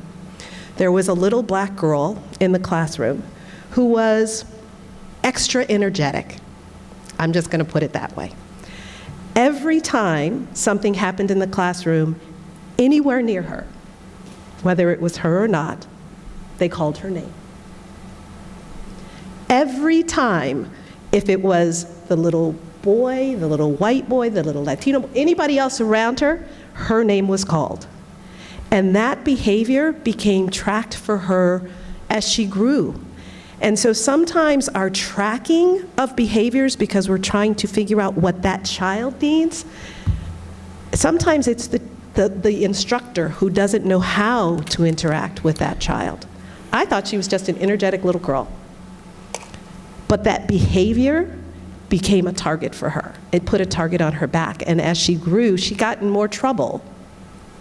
And I'm not sure that it wasn't a combination of her maybe taking on the qualities that everybody was saying she had. So I say that to say that as a person of color, when I hear those things, it makes me nervous and sick to my stomach. But I just wanted to say, because I think we need to start having these conversations out in public, and I don't want to have to hide that reaction. So the reason I really wanted to come was last time I came and talked about the subject matter, the academics that were being taught.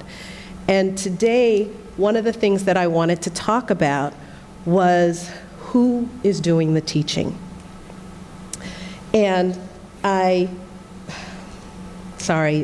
it was really makes me nervous. But our kids, who's teaching our kids, whether it be black children, white children, Latino children, children of Asian descent, any whatever, they are enriched by diversity. What the selections that are made are changed by the people sitting at the table. And I've been a resident in this district for over 20 years, involved in the school system for over 18. And I can tell you that 16 years ago or so, I sat in this room and in a room in Park School and had Angela White give me almost the same information about black and brown children being the ones that are referred more, being the ones that are reading less, being the ones that are struggling more. So for me, I'm here to challenge this district and the board in particular that the conversation needs to change. We've changed programs throughout the district. We've put things in place, but what we haven't acknowledged is that the impact of systemic racism is what prevents those numbers from ever being eliminated, from ever being reduced to a point where 16 years from now, someone won't have to sit here and hear the same numbers being produced. So I think that I'm challenging the board to look at and to create an action plan around recruitment. I have had numbers of conversations with Ray's predecessors about the difficulty this district faces in hiring people of color. And I think the district also faces a problem of developing the people of color that they have in the district and retaining them. And I say that because as part of my work, I still work in a lot of different school districts, and I'm often faced with the idea and the reality of the fact that there are a number of principals, assistant principals, and administrators in other districts, Will Dixon, Paul Bratcher, Letitia Payne, Jamal Lewis, Corey Reynolds, who came in this district and left this district to go off and be successful other places. And we had them, and there were talented people. And the things that I've learned from them is that what was the most frustrating, and I feel this as a person of color all the time, is that they were under a higher level of scrutiny with regard to their professional performance and their ability in comparison to the peers of different ethnicities. And I say that to say that as a person of color, you often find yourself, no matter how you are credentialed, sitting at a table, having to ask to be heard and ask to be believed for the things that you have expertise in at a higher level than somebody else. And so what that means is conversations, people have to start reflecting on what they're asking, the supports they're providing, the demands they're making, and those things all happen through active decision-making around the way you do things. And so, you know, I repeated, you know, I've had conversations with administrators in this school district, and even as recently as a couple of years ago, there was an issue around the drama arts performances, and they looked for a person of color to support the drama program here. And I was told by the administrator, after a person of color applied, a person of color who was experienced, that instead of hiring the person of color, they hired somebody else who was not of color, because that person may want to come here 5 years from now when the person that is doing the music retires. So instead of having a person of color at the table now, that was the explanation that was given. So I often witness the district's words not matching its actual deeds. And so I've looked around, and just by way of conversation, the Education Trust did a not wide and expansive review and talked to Black teachers to talk about what their struggles were. And so I think it's interesting because I think it's very reflective of experience. It's called Through Our Eyes, and you can go online to the Education Trust, and it's just kind of informative about how teachers experience teaching, Black teachers of color. And what I would ask is that the board kind of challenge itself.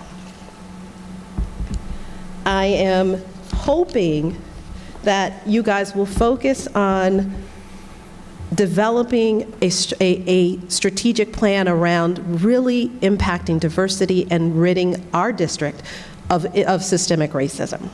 And what does that mean? That means I want an assessment of what the equity programs are doing. I'm asking that you consider doing anti-racism training to scale in the district, right? Because we don't realize the impact of just decision-making. I can tell you that, and I've said this from day one, I cannot say more great things about this district. When I go, I love the fact that we have access to Ray. Ray, I have very much respect for you and the work that you're doing. I have much respect for the fact that we can come to this board. But I can also say that throughout my experience here, I was always concerned about the fact that teachers had to get to know my children to erase perception about who they thought they were. And that's some things that you can only get by persistent training and professional development and support. And so you said that you guys had a behavioral specialist. I'm going to find out later what that person does. But I think that's different. When LaTanya asked what you do for the people who are sending out the referrals, it's different than saying we're giving you support so you can learn how to deal with Johnny who's bad. But it's also a perspective on why do you think that Johnny's behavior is any better than Stevie's behavior, which might just be almost the same. but you're familiar with the way that behavior comes to you. And that familiarity gives the teacher an ability to respond to Stevie, who responds just like my son Jimmy at home, differently than it does to the other kid who doesn't look or respond like my child at home. And that comes from professional development and support. So I'd ask the board to look at your budget and to look and Ray to look at the budget and what he's asking, because I really do think that in order to deal with systemic racism, we really have to have honest and open conversations about it. We have to acknowledge that you're not necessarily a racist if you either benefit from the system or support the responses that the system gives. And that's only learned through training.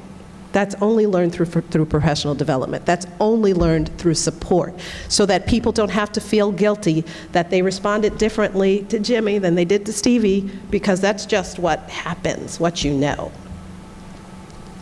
I'd ask the board to develop a plan to address the impact of systemic racism on the discussions being made about our children. And I just say, again, I cannot say enough that I love this school district, and the reason I'm here is because I think this school district is good, it can be great on some level, and we can be excellent if we put forth and decide to move forward in a way that maybe everybody else isn't. But we need teachers, we need administrators that look like our children. And we need those people in the room, because by having those people in the room, it enriches education and the experience for everyone. So can I respond? Thank you, Myrna. Would you be so kind to submit your, what you asked of us? I mean, when, tomorrow, email the board. Thank you. Yes. So I'm going to respond, if it's okay. I appreciate the push, but I caution us about any form of data, both the qualitative that you've collected through, what I'll term as, our colleagues, in this case in other districts. The data that we see here is just looking at it through a single narrative, right? And I think that's what LaTanya was referencing in terms of when we're talking about our children, is be very careful about the single narrative that we create.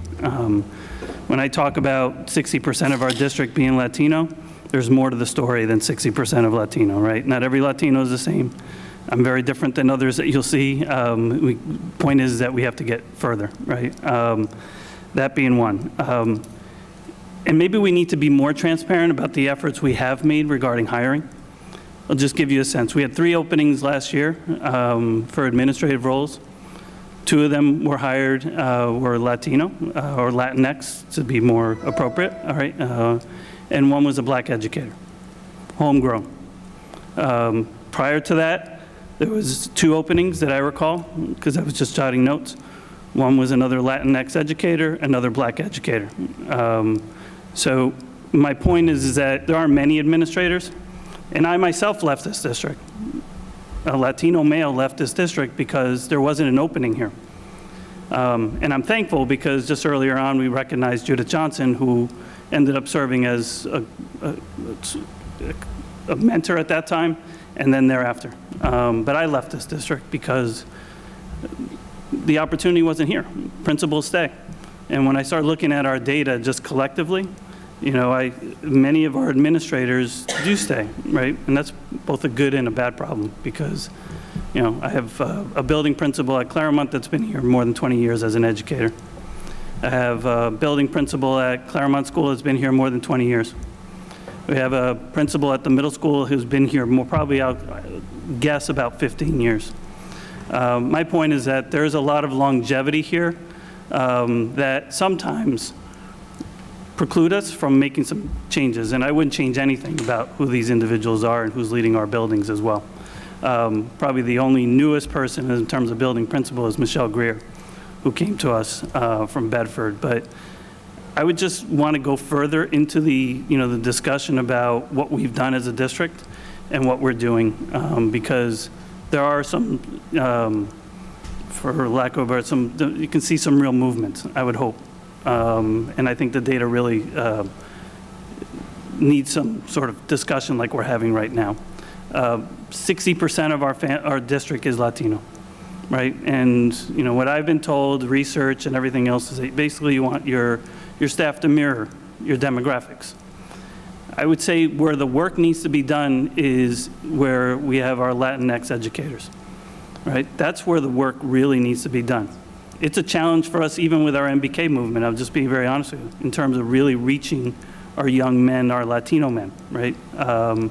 So there's an acknowledgement of where our efforts need to be, and I'll be honest with you, like we've talked about even internally, how maybe we have students that go through dual language programs. We have students that come to us already with a strength with a second language, and how can we get them to become educators beyond the TSTT?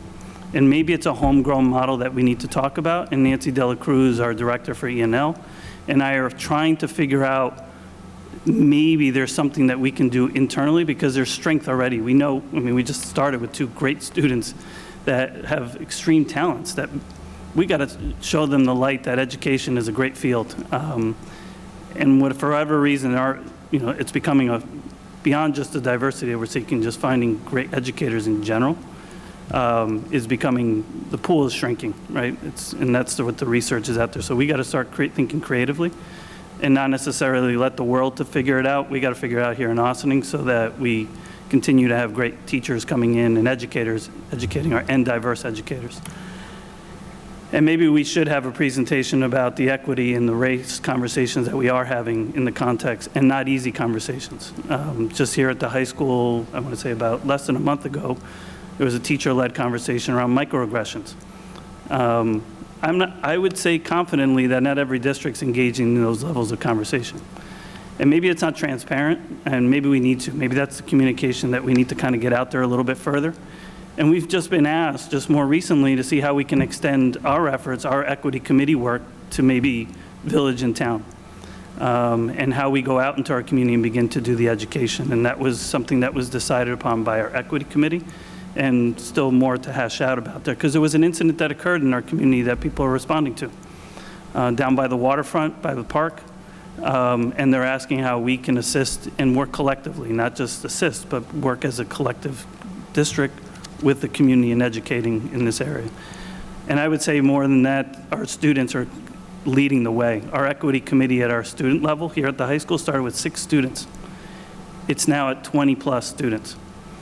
That's a positive movement in my mind, because they are in turn educating our staff on their experiences, and hopefully intent is to educate our youth as well.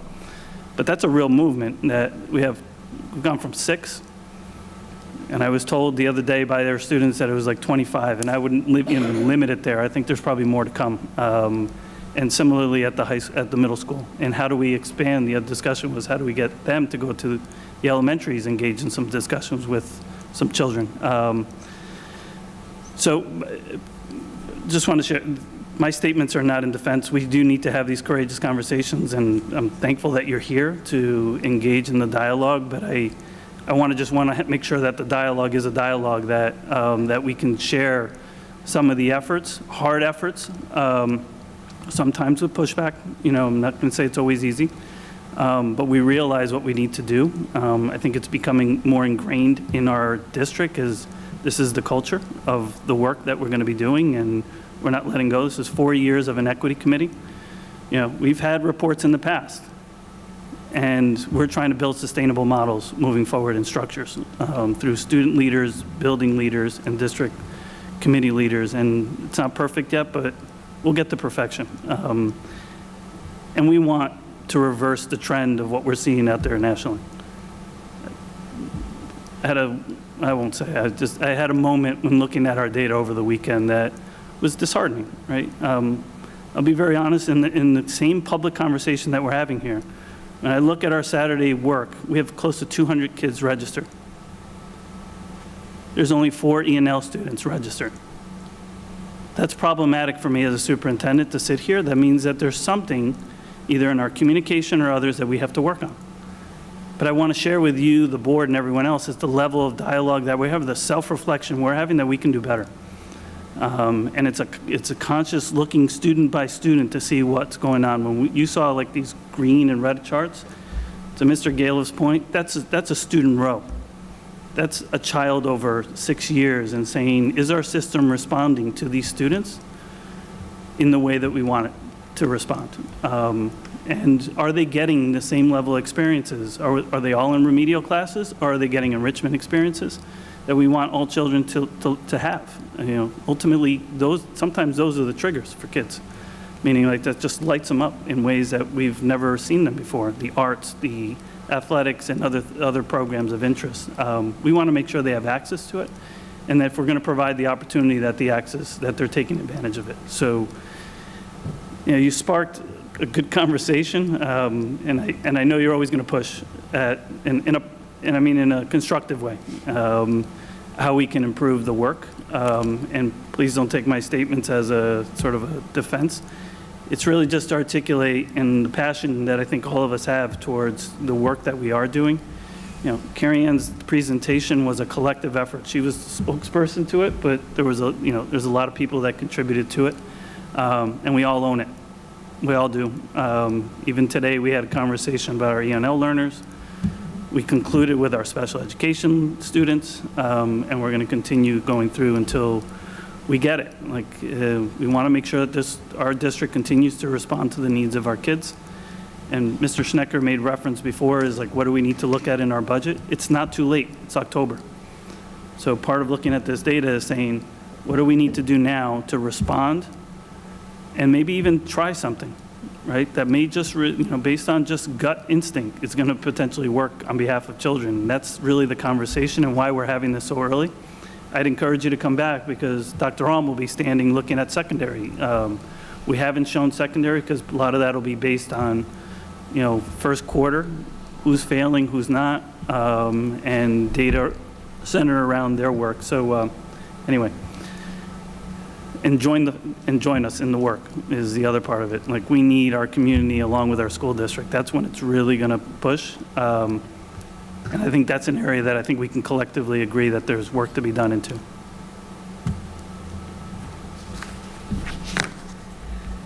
Okay, any more? Thank you. Any more audience comments or questions for this agenda item? Thank you, Carrie Ann, and thank you, everybody, for this really important conversation and brave conversation. So now we're going to move into our regular meeting. I'd like to actually take a motion to. I want to make sure I get this right. This is one of my, as my first year being president, making sure I get the Roberts rules correct. I want to take a motion to table 4.3. Second. And I'll read that. 4.3, resolution to approve an agreement with Mercy College. So I'll open up the discussion. It was just more of clarification that we didn't have in time before the meeting, so I just want to table it and get more clarification and then bring it back when we have more clarification. That's my reasoning for wanting to table it. Just a question, I mean, does tabling have any impact on something that's waiting for it? The answer is Mercy College is waiting for us. Excuse me. But I understand if there's a desire to gather some more information. I believe this is aligned with what we've had in the past, but we'll triple check to make sure. But obviously, this is, the sooner we can get started, the sooner we can start registering kids for the program as well. When's our next meeting? 13th? The 13th of November. I guess my question just is, can it wait till the 13th, or if we table this, do we have to have an emergency meeting sooner to keep in line with what you need to do? I mean, that's my only question. I mean, I'm not opposed to tabling it, but I also don't want to put something stop, or I want to be responsive to it. So I had a preview and an understanding that this might be tabled, so I talked to Dr. Alm. He's going to gather some more information with Mercy. If it becomes like it's going to delay programming for children, then we'll let you know, and if we need to do it prior to, which is likely, to the 13th, and we'll see if we can create a meeting. Okay. Okay. So any more comments or questions regarding this resolution to table? Okay, all in favor? Aye. Aye. Opposed? Abstentions? Okay, thank you. All right, I'd like to take a motion to vote on resolutions 4.1, 4.2, and 4.4 through 4.7. Okay. 4.1, resolution regarding the Hilda Bonavest Award. 4.2, resolution to adopt the following policies as a second reading.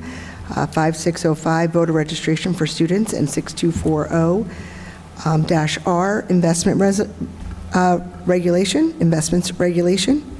4.4, resolution to adopt the district K through 12 guidance plan.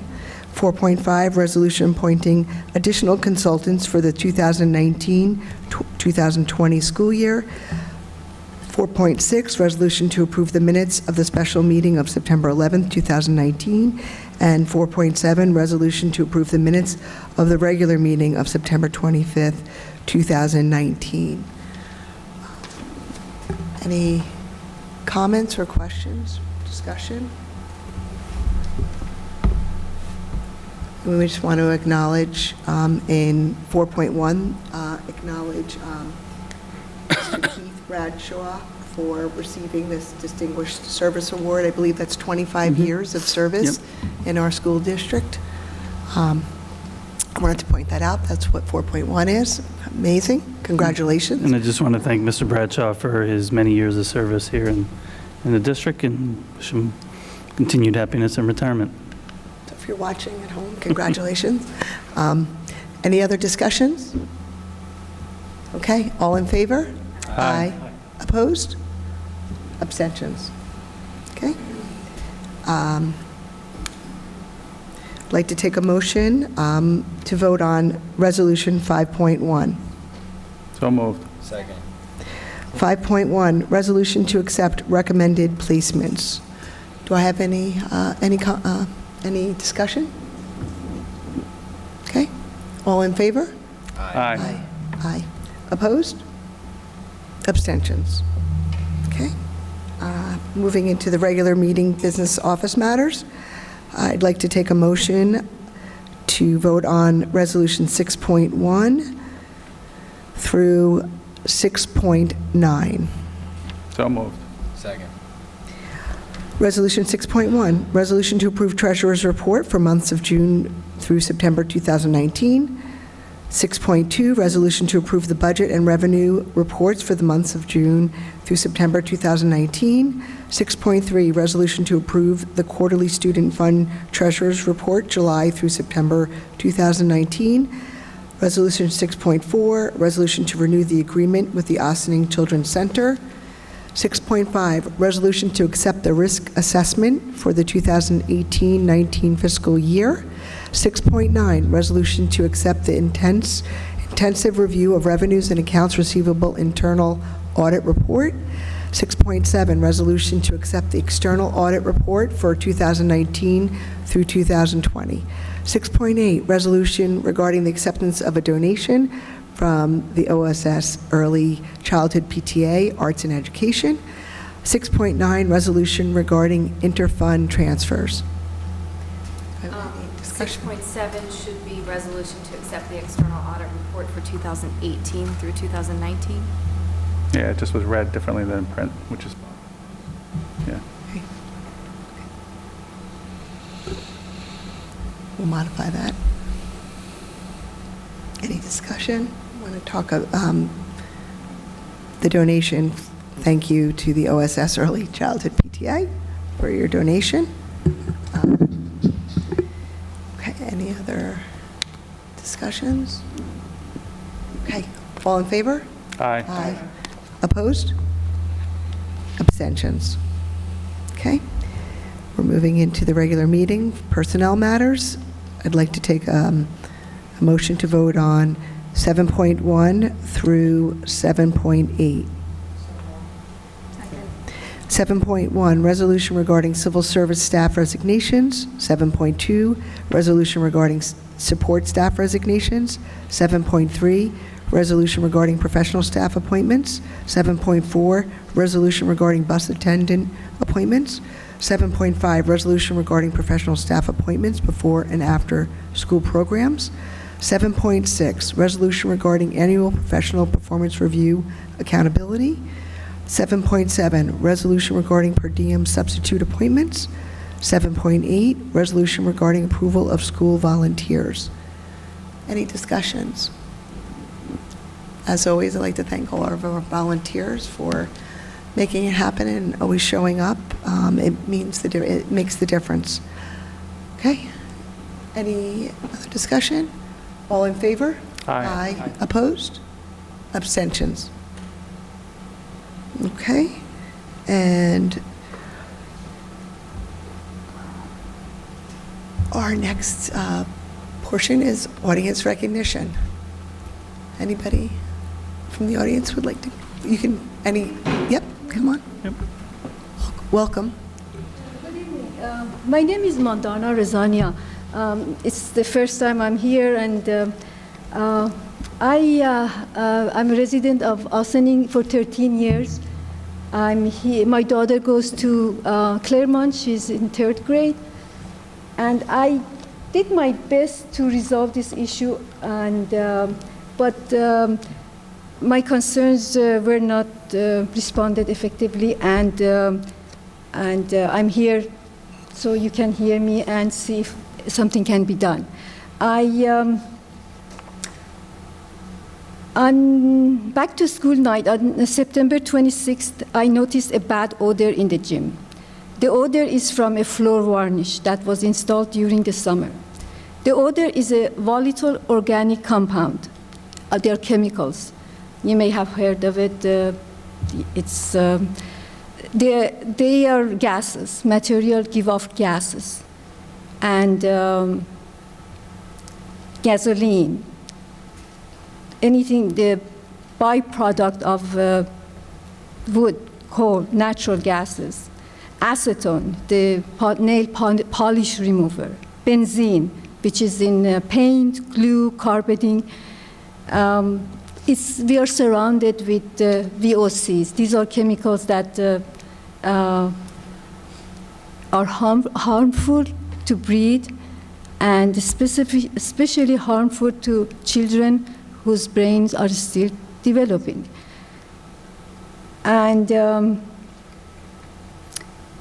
they can aggravate allergies, asthma, autism, and they can cause cancer.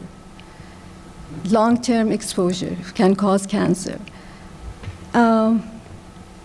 On September 27th, I emailed Ms. Shamsi about this, and she notified the district. 1 month has passed, and let me tell you what happened so far, what has happened so far. First, I asked them what they used, what was the name of the varnish. They sent some information to the New York State Education Department and the Planning Department, the senior architect there, and she told them that it looks okay, but that was not satisfactory to me. So I myself reached the New York State Education Department. I spoke to the senior architect, and number of emails has been exchanged with Ms. Zuber, and many other staff at the district were copied on the email. I requested for an indoor test, air quality test. BOCES did a test. They emailed me the report, and it's not satisfactory. And I'd like to share with you why.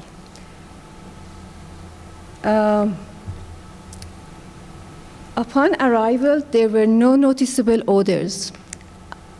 Before I say that, I am a licensed architect. Have practiced for 37 years, architecture. Sorry, you're licensed, sorry, say that again? Architect. And I am certified lead architect, leadership in energy and environmental design. New York State Education Department recognizes me as someone who has knowledge in this matter and can render expert opinion.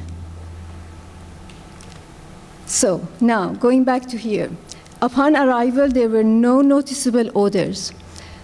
These VOCs, we are surrounded. My average people, I can say that, have been desensitized to VOC, to these odors, because we are surrounded. Carpets, this material. There's no smell because when they are installed, the odor, the off-gassing is at its maximum. And over time, it's less and less. So this carpet is still giving off gases, but is to a lesser amount and is not noticeable. But the varnish at the gym was installed in the summer. And they did not take proper steps to allow that off-gassing or to expedite it. September, when the school night, it was strong. And I happened to be there again a couple of weeks ago, and the smell was still there. I happened to be there with the PE instructor. And he said, I don't smell anything. I said, well, okay, and we were going to hold a meeting there. He didn't have any other space. He said, oh, let's go to the gym. So we went there, and I said, no, I can't stand here. So it's something that is not subject to one person's opinion. I am very sensitive because I try to eliminate these chemicals that cause these issues, so I am more sensitive. And also I've been told that I have a sense of a smell of a dog. So that on top of it. The second part of the test is that, I asked for the test on the VOC level, but they also tested the amount of CO2 level, which it raised an alarm. I'll talk about that as well. Okay. Now, just so I put this aside, it says at the end that if there continue to be concerns, the district may want to consider asking an outside consultant to perform the testing and evaluation of the gymnasium. So I put this aside. They did the test, and this is like the chart, the total volatile organic compounds, CO2 level and carbon monoxide level, at what temperature, at the relative humidity level, at different locations in the gym. And at the last column says that normal range. For the VOC, they say it was acceptable within range. And in this report, I asked them what standards they used to compare their test results with. They refer to ASHRAE. It's American Society of Heating, Refrigerating, and Air Conditioning Engineers.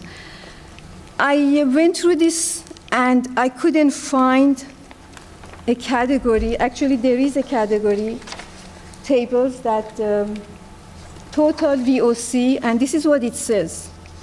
It says for new building materials and furnishing, precise guidance on TVOC, total volatile organic compound, concentrations cannot be given.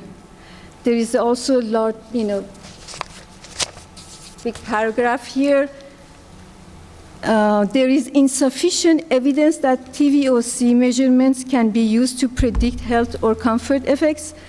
And there's some other stuff. At the end, it says, setting target concentrations for TVOC is not recommended.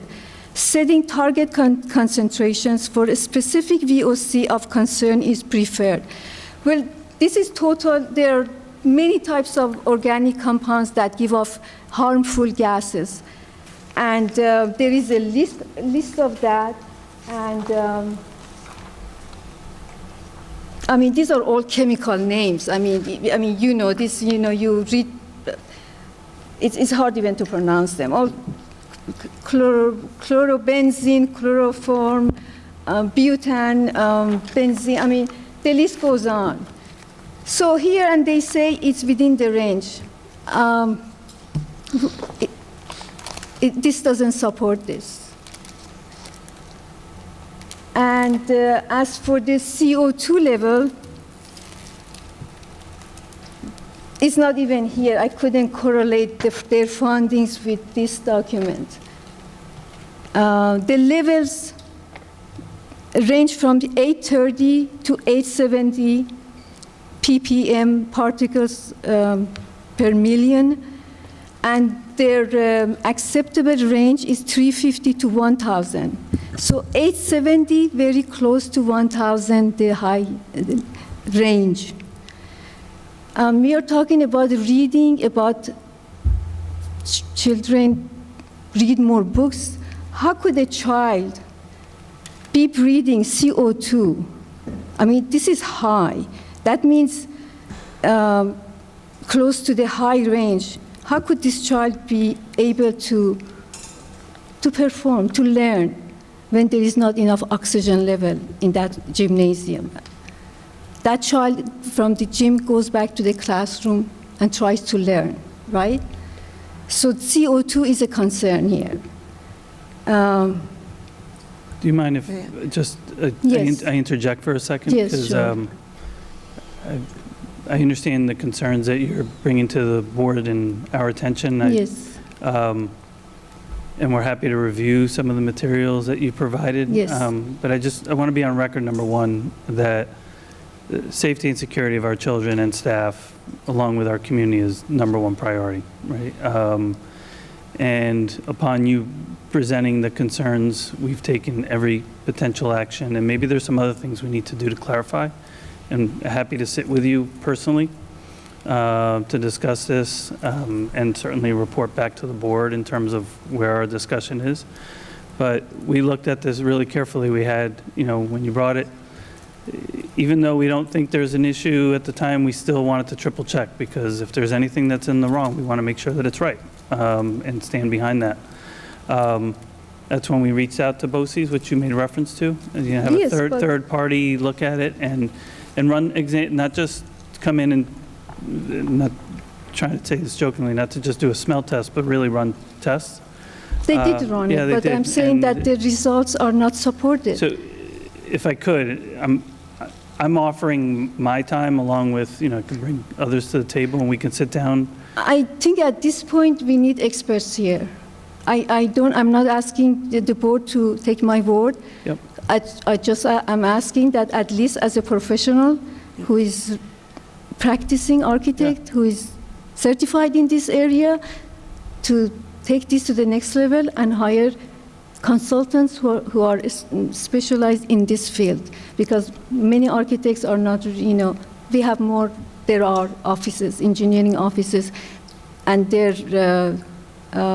they focus on healthy environment for the schools, for houses, for office environment. My mouth is dry. So what you're requesting right now is that we perhaps get an additional third party to look at this and run some honestly, in my email, I requested to have a conversation. Okay. My intention is sincere and constructive. My intention is not to point fingers. Things is done. It was a wrong decision to put this varnish on the floor. I mean, any of you, people who own houses, you have wood floor, you may have had this situation, varnishes that they smell so strongly in the beginning. It was a mistake, in my opinion, to install that varnish in the gym, but it's done. Now what do we do about it? The thing is that standards are minimum. They are not the best standards. If we want to follow the standards, that's not the best practice. You may find a test that shows that we are within the range, but that doesn't mean that is within the range of in our today's life, we are striving for better and living and working environment. So we need to go above and beyond the minimum standards set by our state agencies and federal agencies. That's what I'm asking. I would totally agree with you in terms of, we don't try as a district So if to just you meet agree the with me, then you mandates. shouldn't have said that, let's go, we took the sheet, send it to the New York State, the email it, and they said, okay. Or even the second time, this shouldn't have come to me. If you believe that, you should have said, oh, this smells, it's bad. Even a little minute odor, that gas is not harmful. I mean, to me, no, there shouldn't be any odor. Not even a little bit. That's not acceptable for our children whose brains are still developing. Let me get to the CO. So if that's my expectations. I mean, maybe I'm trained the only reason to I'm not bringing to it up, but accept I'll something sort of- that is harmful. Yeah, so- We have to do better. The reason why I thought maybe sitting down, because there's a lot of details to what Well, you're sharing. It's almost done. I Okay, know it's the all end right. of the night. I'm sorry, but No, that's not the reason why. CO2 level. The gym is high ceiling, windows are high above, is not accessible to continuously open and close them. There is no other means of fresh air in the gym. CO2 level is high because there is no fresh air. There is no way to get fresh air in the gym. There is no central HVAC.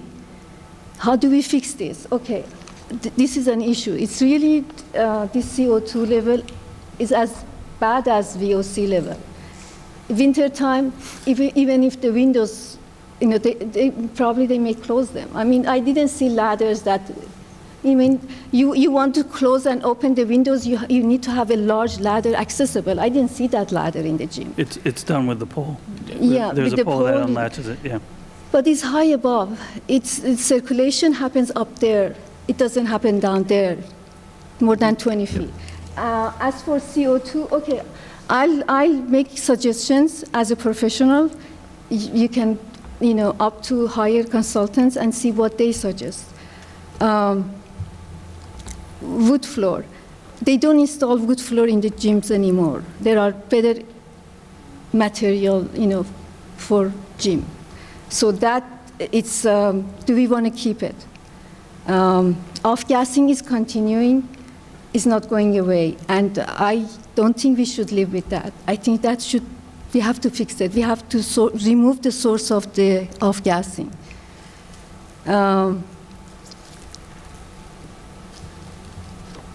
You can sand it, but sanding, and there is no material, a varnish that is healthy. So there is no solution to that.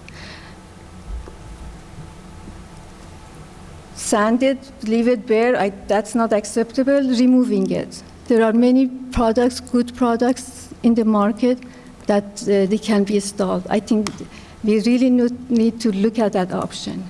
It's a long term. Claremont is not going anywhere. We have to live with these buildings. We need to improve them. Fresh air. Build new windows at the lower level, at kids' level. It can be done. It can be done during Christmas. If you put it high priority, the engineers can design it. It's not difficult. Get a contract. It can be done during the Christmas holidays. Windows, they can, at kids' level. Install fans, industrial fans, to circulate the air. And that's it, basically. Thanks for listening to me, and I hope I'll see some good results. Yep. Good night. Thank you very Thank you. much for bringing this to, more to our attention and to looking and researching it even further for all of us. We appreciate it, and I know. Yeah, so I Dr. assure you, we'll Sanchez. follow up with you. So, I understand the concerns you brought. I think the board's very clear as well. If there's anything the board needs clarity on, we'll clarify for them. But I want to make sure that that we'll get back to you, and we'll communicate and make sure that you understand what. I understand. Okay.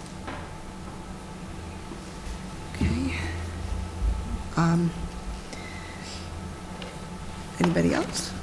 Okay. We're going to move into board discussion, board committee and liaison reports, and board dialogue. Just a few quick things. Wanted to say thank you to all the Ossing High School and Ann Dorner students who stashed the trash with us on Saturday. I know it was mentioned in the Prouds, but I wanted to thank them as well. I wanted to thank the Ossining Fire Department for fire prevention and the fire prevention program they've been doing in the schools in the last couple of weeks. OUFSD is the biggest volunteer fire department in New York State, and they do tremendous work for our community, so thank you. I also wanted to thank the high school, middle school volunteers who helped out at the Forest O Fierce Festival at Cedar Lane Park. And also the PTA for the Brookside Harvest Fest. They did a great job, and it was a pleasure to be a judge for the pie contest. So thank you to all our volunteers. That's all I have to say. What pie, for the pie contest, what one? It was an apple pie contest, pie number 6. I don't know who that applies to, but it was a great, they were all great pies. Stay neutral. Yeah. We now be serving it in the cafeteria? I don't know. Okay, great.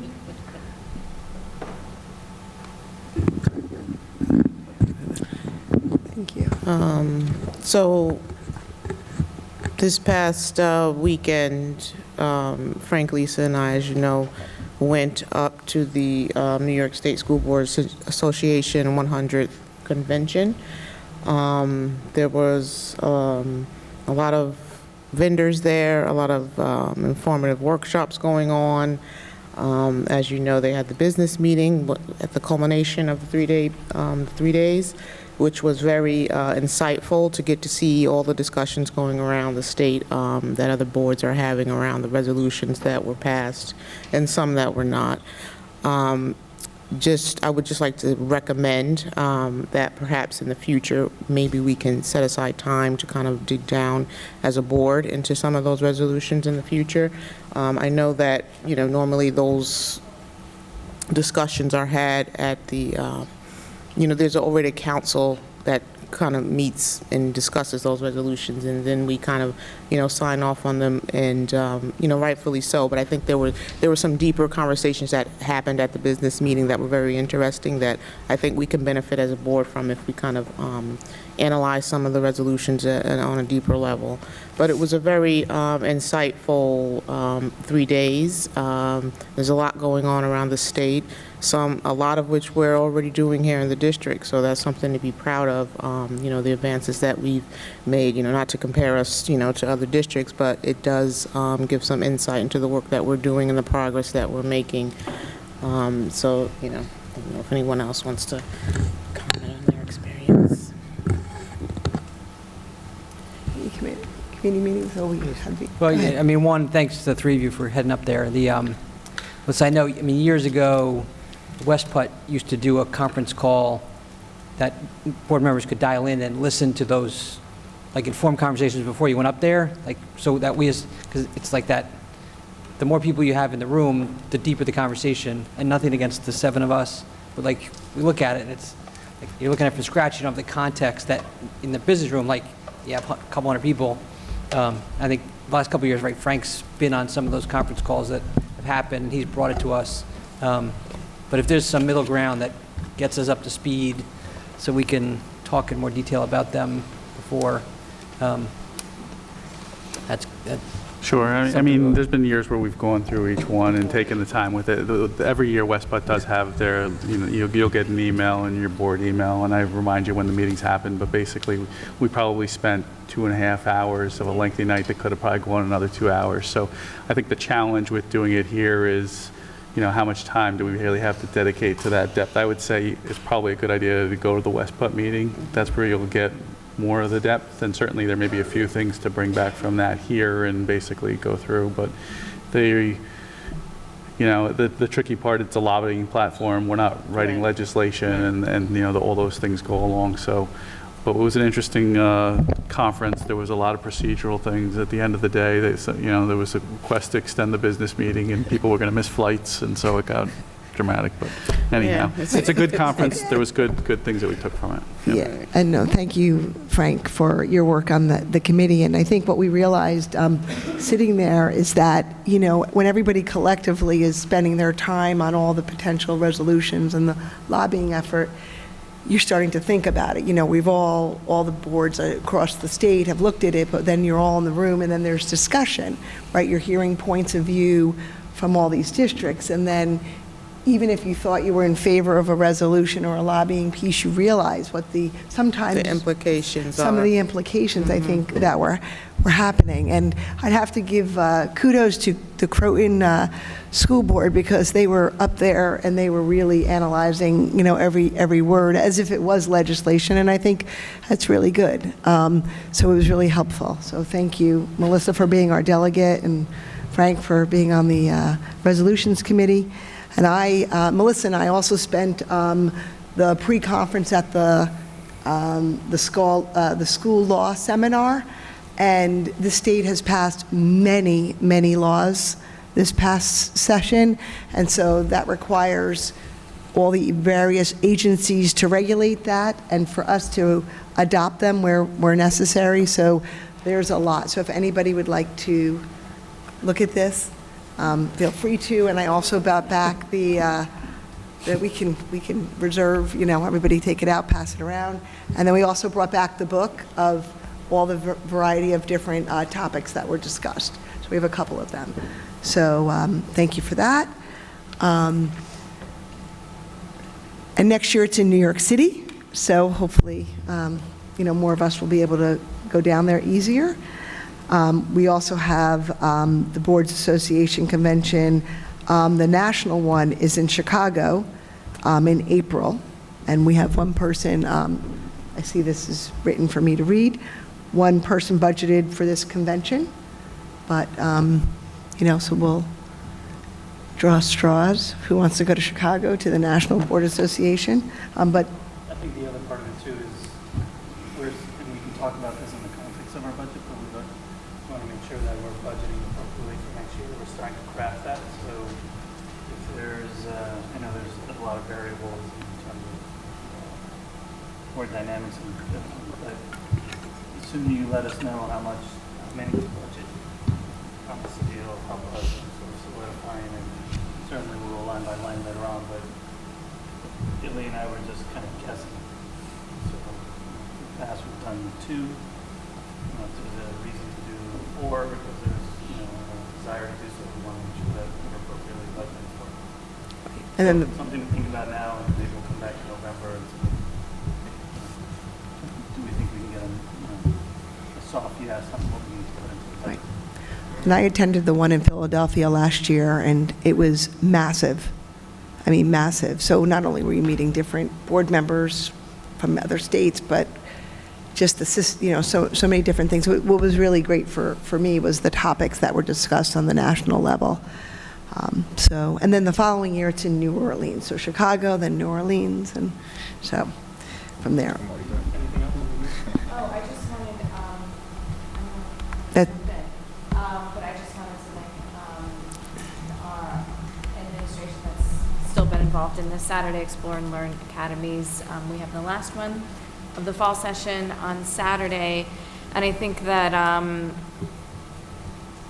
the high school students who have really been pitching in to run it have been fantastic, and they are to be commended. And I know many of them weren't necessarily recruited. They asked to become involved, that's lovely. So I just wanted to thank those students who on Saturday mornings have been getting up early to come help out and teach their fellow students. That's pretty special. So thank you. And there are 2 advocacy opportunities coming up. So it's 10 o'clock in case anyone's still listening at home. There is a parent advocacy with, I think, special guest George Latimer coming on Saturday. You know, I think there's going to be a foundation aid element. It's something that we talked about in our advocacy committee meeting, but really just sort of working with parents to get them involved. And what's going on in our school district, what's going on in policy, what's going on in Albany, and how they can help out in the efforts that the school has been engaged in for a number of years. So we would love a lot of parents to come out and join in that conversation. I also saw on OPAC, there's the Wings and Tings networking and presentation on tips for successful parent-teacher conferences, and that's on November 4th at the Ossining Public Library at 7 p.m. When was that advocacy thing? So the, Saturday at 10:30 is the right, workshop. Where? the fair funding sort of advocacy group is here at OHS on Saturday. Do you remember if it's at 10? Yeah, it's during the same time as the extended learning day. Yep. Slightly delayed, so we're not coming all the way at the same time. So Saturday's up to 10 programs for children. We moved ours to 10:30, or this session to 10:30, just to make sure we can manage. It's a busy day at high school. So, very good. You have a follow-up meeting with the policy committee meeting, I think in 2 weeks. I guess that's after our next board meeting. But the policy conversation we had here about memorial and recognition policies, we have a meeting set up with some of the high school leadership to talk through some of those issues with them, to get feedback that we'll then report back to the board on what we hear there. We would also have on November 4th, there's a regional board regional dinner on technology, digital. Creating responsible digital citizens. If you want to, it's Monday night. It's at the Doubletree in Tarrytown. It's a West Putt meeting, and so it'll be the school superintendents from the 4 counties and school boards as well. And so it should be a good session. And if you have time, you should talk to Ellie to register for it. And lastly, Melissa and I attended the Ossining Staff Development Center Committee meeting where the teachers discussed a variety of different professional development courses that they're looking to bring to the staff in Ossining. So it was my first meeting of the year in this committee. I'm new to the committee. It's Catherine, Melissa, and myself that are on the committee, and we're looking forward to being part of this and learning more. And any more discussion? Okay. Take a motion to adjourn our meeting and move into executive. So moved. Second. Meeting adjourned. Lisa, can I bring this back? You kidding? Is there one tape?